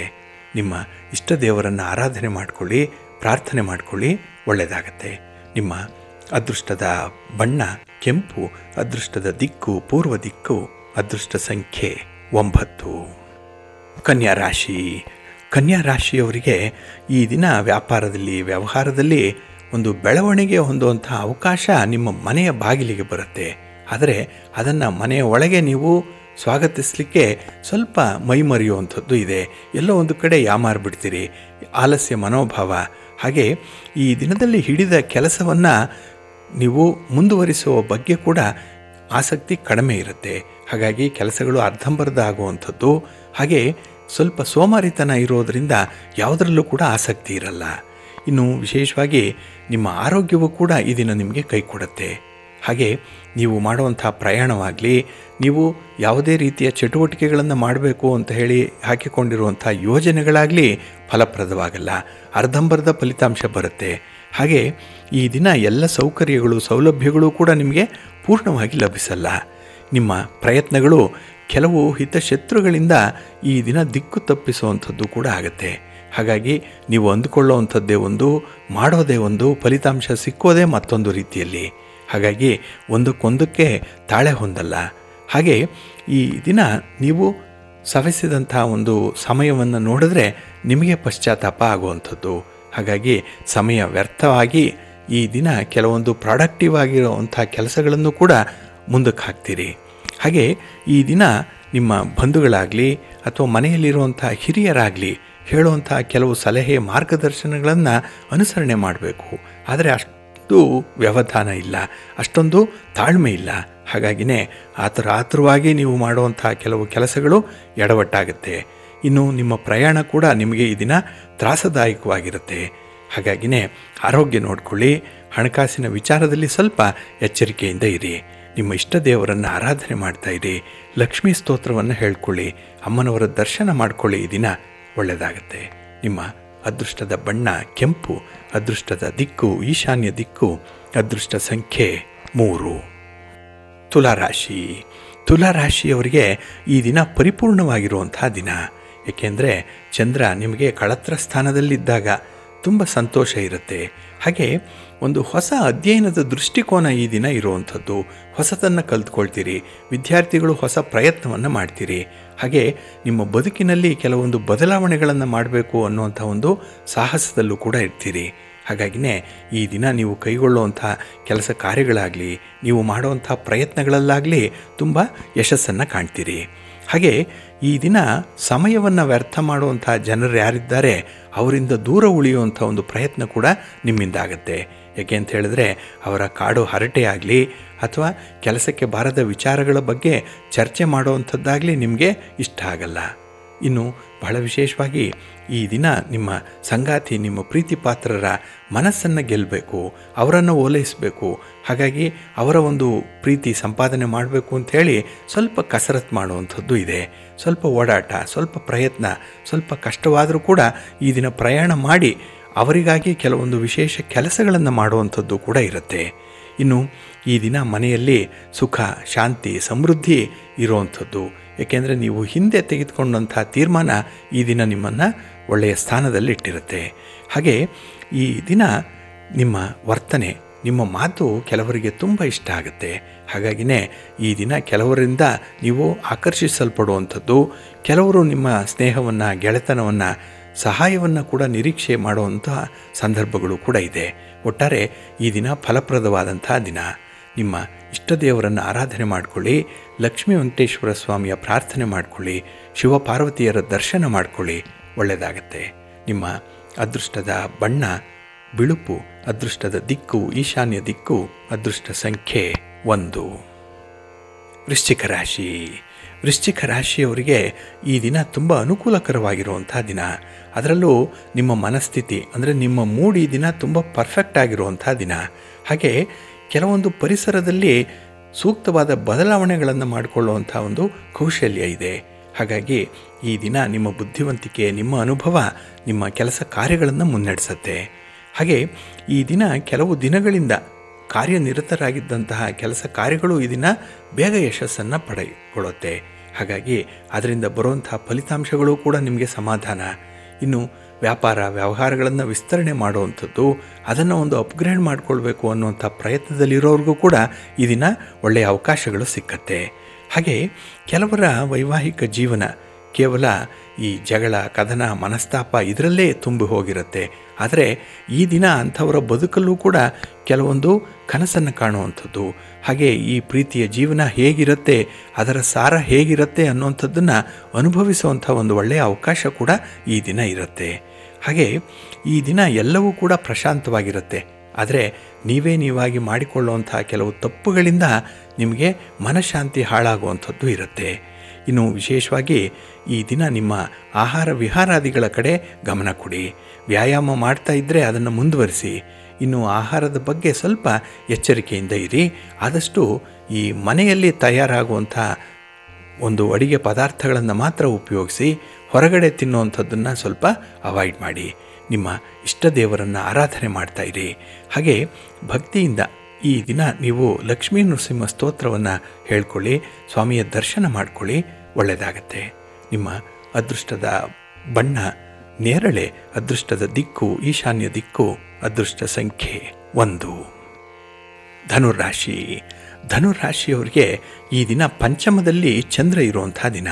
ಅದರಲ್ಲೂ ಗುರುವಿನ ಜೊತೆಯಲ್ಲಿ ಚಂದ್ರ ಇದ್ದಾಗ ನಿಮಗೆ ವಿಶೇಷವಾದಂಥ ಅನುಭವಗಳು ಉಂಟಾಗುವಂಥದ್ದು ಇದೆ. ನಿಮ್ಮ ರಾಶಿಯ ಅಧಿಪತಿಯಾದಂಥ ಗುರು ಮೇಷರಾಶಿಯಲ್ಲಿದ್ದಾನೆ. ಇಲ್ಲಿ ಚಂದ್ರ ಕೂಡ ಇರುವಂಥ ಸಂದರ್ಭ. ಹಾಗಾಗಿನೇ ಈ ದಿನ ಯಾವುದೇ ಒಂದು ಕೆಲಸ ಕಾರ್ಯಗಳಲ್ಲೂ ಕೂಡ ಹೊಸತನ್ನು ಕಾಣ್ತೀರಿ. ಹೊಸ ಜ್ಞಾನೋದಯ ಆಗುವಂಥದ್ದು, ಹಾಗೆ ಹೊಸಬರ ಪರಿಚಯ ಆಗುತ್ತೆ. ಹೊಸ ಹೊಸ ವಿಚಾರಗಳು ಈ ದಿನ ನಿಮಗೆ ತೆರೆದುಕೊಳ್ಳುವಂಥದ್ದು ಇದೆ. ಇನ್ನು ನಿಮ್ಮ ಪ್ರೀತಿ ಪಾತ್ರರು ನಿಮ್ಮಿಂದ ಒಂದು ಬದ್ಧತೆಯನ್ನು ನಿರೀಕ್ಷೆ ಮಾಡುವಂಥವರು. ಹಾಗಾಗಿ ಬೇರೆಯವರ ನಿರೀಕ್ಷೆಗೆ ತಕ್ಕಂತೆ ಈ ದಿನ ನೀವು ನಡ್ಕೊಳ್ಬೇಕಾಗತ್ತೆ. ಕೆಲವೊಮ್ಮೆ ಬೇರೆಯವರ ಸೈಕಾಲಜಿಯನ್ನು ಸ್ಟಡಿ ಮಾಡೇ ನೀವು ಮುಂದುವರಿಬೇಕು. ಹಾಗಾಗಿ ಜೀವನ ಅಂದರೆ ಒಂದು ಕಲೆ, ಇಟ್ ಈಸ್ ಅನ್ ಆರ್ಟ್. ಅದನ್ನು ನೀವು ಪರಿಪೂರ್ಣಗೊಳಿಸಬೇಕು ಅಂತ ಹೇಳಿದ್ರೆ ಈ ದಿನ ನೀವು ಪ್ರಾಕ್ಟಿಕಲ್ ಆಗಿ ಇರಬೇಕಾಗತ್ತೆ. ಇನ್ನು ಬಹಳ ವಿಶೇಷವಾಗಿ ಈ ದಿನ ನಿಮಗಾಗಿ ಸಾಕಷ್ಟು ಸಮಯವನ್ನು ಈ ದಿನ ತೆಗೆದುಕೊಳ್ಳುವಂಥ ಒಂದು ಪ್ರಯತ್ನದಲ್ಲೂ ಕೂಡ ಇರ್ತೀರಿ. ಹಾಗೆ ಕೆಲವೊಮ್ಮೆ ದುಡಿಮೆ, ಕೆಲವೊಂದು ಒತ್ತಡ, ಇದು ಈ ದಿನದಲ್ಲಿ ನಿಮ್ಮ ಪ್ರಯಾಣಕ್ಕೂ ಕೂಡ ಕಾರಣವಾಗುವಂಥದ್ದು.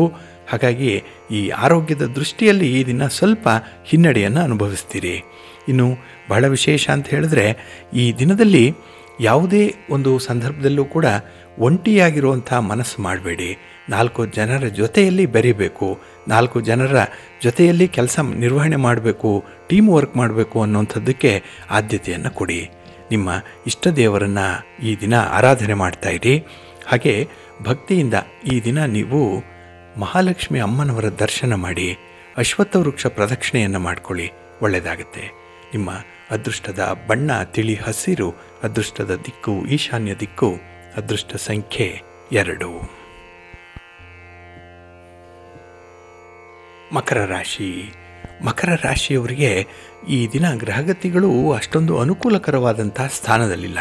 ಹಾಗಾಗಿನೇ ನಿಮ್ಮ ಬಗ್ಗೆ ನಿಮಗೆ ಉತ್ತಮ ಅಭಿಪ್ರಾಯ ಬರುವಂತೆ ಕೆಲವೊಂದು ಕೆಲಸಗಳನ್ನು ಮಾಡ್ತೀರಿ.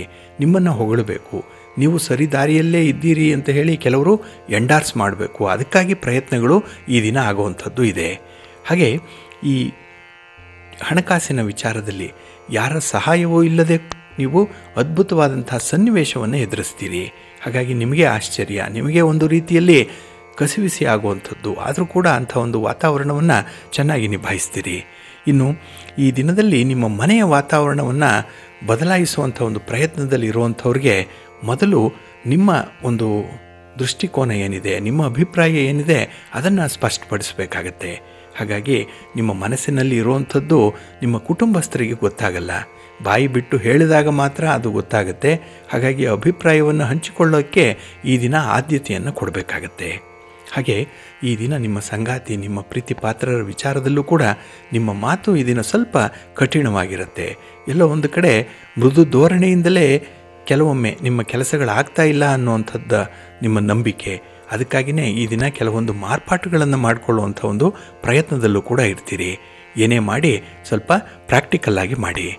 ಈ ದಿನ ನಿಮಗೆ ಕೆಲವು ವಿಚಾರಗಳಿಗೆ ನಿಮ್ಮ ಕುಟುಂಬಸ್ಥರ ಅನುಮೋದನೆ ಬೇಕು, ಅವರ ಒಂದು ಎಂಡಾರ್ಸ್ಮೆಂಟ್ ಬೇಕು ಈ ದಿನ. ಅದಕ್ಕಾಗಿ ಕಾಯುವಂಥದ್ದು ಕೂಡ ಇದೆ. ಒಟ್ಟಾರೆ ತಾಳ್ಮೆಯಿಂದ ಕೆಲಸಗಳನ್ನು ನಿಭಾಯಿಸ್ಕೊಳ್ಳಿ, ಕೆಲಸವನ್ನು ಸಾಧನೆ ಮಾಡಿಕೊಳ್ಳಿ. ಅದಕ್ಕಾಗಿ ನಿಮ್ಮ ಮನೆ ದೇವರನ್ನು ಸ್ಮರಣೆ ಮಾಡ್ತಾಯಿರಿ. ಭಕ್ತಿಯಿಂದ ಈ ದಿನ ನೀವು ಲಕ್ಷ್ಮೀ ವೆಂಕಟೇಶ್ವರ ಸ್ವಾಮಿಯ ಪ್ರಾರ್ಥನೆ ಮಾಡಿಕೊಳ್ಳಿ, ಆರಾಧನೆ ಮಾಡಿಕೊಳ್ಳಿ, ಒಳ್ಳೆಯದಾಗತ್ತೆ. ನಿಮ್ಮ ಅದೃಷ್ಟದ ಬಣ್ಣ ತಿಳಿ ಹಸಿರು, ಅದೃಷ್ಟದ ದಿಕ್ಕು ಈಶಾನ್ಯ ದಿಕ್ಕು, ಅದೃಷ್ಟ ಸಂಖ್ಯೆ 2. ಕುಂಭರಾಶಿ.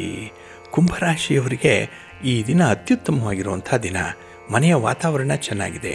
ನಿಮ್ಮ ಉದ್ಯೋಗ, ನಿಮ್ಮ ವ್ಯಾಪಾರದ ಒಂದು ವ್ಯವಸ್ಥೆ ಕೂಡ ಬಹಳ ವಿಶೇಷವಾಗಿ ನಿಮಗೆ ಅನುಕೂಲಕರವಾಗಿರುತ್ತೆ. ಹಾಗೆ ಈ ದಿನ ಭವಿಷ್ಯದ ಪ್ರವೃತ್ತಿಗಳ ಬಗ್ಗೆ ಒಂದು ಒಳನೋಟ ಸಿಕ್ಕುವಂಥ ಸಾಧ್ಯತೆ ಇದೆ. ಏನೋ ಒಂದು ಇನ್ಸೈಟ್ ಅನ್ನುವಂಥದ್ದು ಸಿಕ್ಕತ್ತೆ, ಒಂದು ಜ್ಞಾನೋದಯ ಇದ್ದಕ್ಕಿದ್ದಾಗೆ ನಿಮಗೆ ಆಗುವಂಥದ್ದು. ಹಾಗಾಗಿ ನೀವು ತೆಗೆದುಕೊಂಡಂಥ ತೀರ್ಮಾನದಲ್ಲಿ ಈ ದಿನ ಉತ್ತಮವಾದಂಥ ಬದಲಾವಣೆಗಳನ್ನು ನೋಡ್ತೀರಿ, ಬೆಳವಣಿಗೆಯನ್ನು ನೋಡ್ತೀರಿ ಈ ದಿನದಲ್ಲಿ.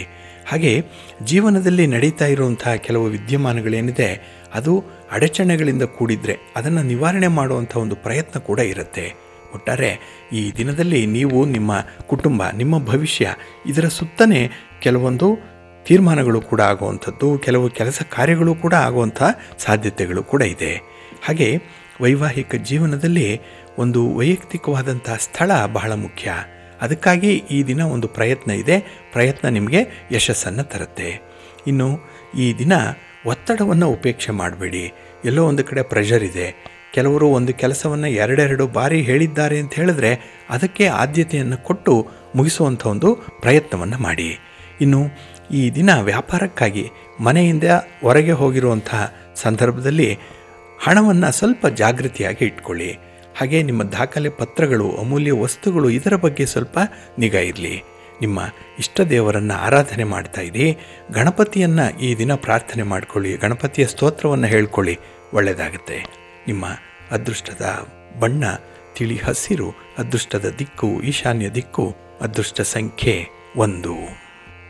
ಮೀನರಾಶಿ. ಮೀನರಾಶಿಯವರಿಗೆ ಈ ದಿನ ಧನಸ್ಥಾನದಲ್ಲಿ ಚಂದ್ರ ಇದ್ದಾನೆ. ಇದು ಕುಟುಂಬ ಸ್ಥಾನ. ಹಾಗಾಗಿನೇ ಈ ಕುಟುಂಬದಲ್ಲಿ ನಿಮ್ಮ ನಿರೀಕ್ಷೆಗಳಿರದ ಸಂಬಂಧ ಇರಲ್ಲ, ಆದರೆ ಹೆಚ್ಚು ನಿರೀಕ್ಷೆಯನ್ನು ಕೂಡ ಇಟ್ಕೊಳ್ಬೇಡಿ. ಹಾಗಾಗಿನೇ ಈ ದಿನ ಯಾರಿಂದ ಏನು ಬೇಕೋ ಅಷ್ಟನ್ನು ಪಡ್ಕೊಳ್ಳುವಂಥದ್ದನ್ನು ಮಾತ್ರ ಮಾಡಿ. ಇನ್ನು ಈ ದಿನ ವ್ಯಾಪಾರಕ್ಕಾಗಿ ಸ್ವಲ್ಪ ಪ್ರಯಾಣ ಮಾಡುವಂಥ ಸಾಧ್ಯತೆಗಳಿದೆ. ಉದ್ಯೋಗಕ್ಕಾಗಿ ಪ್ರಯಾಣ ಮಾಡಬೇಕಾಗತ್ತೆ. ಈ ಪ್ರಯಾಣ ನಿಮಗೆ ಶುಭವನ್ನು, ಲಾಭವನ್ನು ಕೂಡ ತರುತ್ತೆ. ಹಾಗೆ ನಿಮ್ಮ ಹಿರಿಯ ಸಂಬಂಧಿಕರ ಒಂದು ಭೇಟಿಯಾಗುವಂಥದ್ದು, ಒಂದು ಸಂವಹನ ಇದೆ, ಸಂಪರ್ಕ ಇದೆ ಈ ದಿನ. ಹಾಗಾಗಿನೇ ಮನಸ್ಸಿಗೆ ಸ್ವಲ್ಪ ಸಮಾಧಾನ ಸಿಕ್ಕುವಂಥದ್ದು ನಿಮ್ಮ ಕಷ್ಟ ಸುಖಗಳನ್ನು ಅವರ ಜೊತೆ ಹಂಚಿಕೊಂಡಂಥ ಸಂದರ್ಭದಲ್ಲಿ. ಹಾಗೆ ಈ ದಿನ ಅಪರಿಚಿತ ವ್ಯಕ್ತಿಗಳ ಜೊತೆ ವ್ಯವಹಾರ ಮಾಡುವಂಥ ಸಂದರ್ಭದಲ್ಲಿ ನಿಮ್ಮ ಬುದ್ಧಿವಂತಿಕೆಯಿಂದ ಇರಬೇಕು, ತಾಳ್ಮೆಯಿಂದ ಈ ದಿನ ಇರಬೇಕಾಗತ್ತೆ. ಹಾಗೆ ನಿಮ್ಮ ಹತ್ತಿರ ಈ ದಿನ ಸಮಯ ಇದ್ದರೆ ಅದನ್ನು ಕುಟುಂಬಕ್ಕಾಗಿ ಕೊಡಿ, ನಿಮ್ಮ ಪ್ರೀತಿ ಪಾತ್ರರ ಜೊತೆಯಲ್ಲಿ ಇರಿ. ಹಾಗೆ ಈ ದಿನ ಸಮಯವನ್ನು ವ್ಯರ್ಥ ಮಾಡಲಿಕ್ಕೆ ಹೋಗಬೇಡಿ. ಅಂಥ ಒಂದು ವ್ಯರ್ಥ ಪ್ರಯತ್ನ ಮಾಡುವಂಥ ಹಿತಶತ್ರುಗಳಿಂದ ಈ ದಿನ ಸ್ವಲ್ಪ ದೂರ ಕೂಡ ಇರಬೇಕಾಗತ್ತೆ. ಹಾಗೆ ಈ ದಿನ ಆರೋಗ್ಯದ ಸ್ಥಿತಿ ಚೆನ್ನಾಗಿರೋದ್ರಿಂದ ಕೆಲವು ಕೆಲಸಗಳನ್ನು ಆಸಕ್ತಿಯಿಂದ ಮಾಡ್ತೀರಿ. ಆದರೆ ಈ ಕುಟುಂಬಸ್ಥರ ಆರೋಗ್ಯ ಪರಿಸ್ಥಿತಿ ಏನಿದೆ ಅದರ ಬಗ್ಗೆ ಈ ದಿನ ಸ್ವಲ್ಪ ಗಮನವನ್ನು ಕೊಡಬೇಕಾಗತ್ತೆ. ನಿಮ್ಮ ಇಷ್ಟ ದೇವರನ್ನು ಆರಾಧನೆ ಮಾಡ್ತಾ ಇರಿ. ಆಂಜನೇಯ ಸ್ತೋತ್ರವನ್ನು ಹೇಳ್ಕೊಳ್ಳಿ. ಹನುಮಾನ್ ಚಾಲೀಸನ್ನು ಪಠಣ ಮಾಡಿಕೊಳ್ಳಿ. ಈ ದಿನ ಒಳ್ಳೆಯದಾಗತ್ತೆ. ನಿಮ್ಮ ಅದೃಷ್ಟದ ಬಣ್ಣ ಕೇಸರಿ. ಅದೃಷ್ಟದ ದಿಕ್ಕು ಈಶಾನ್ಯ ದಿಕ್ಕು. ಅದೃಷ್ಟ ಸಂಖ್ಯೆ 1.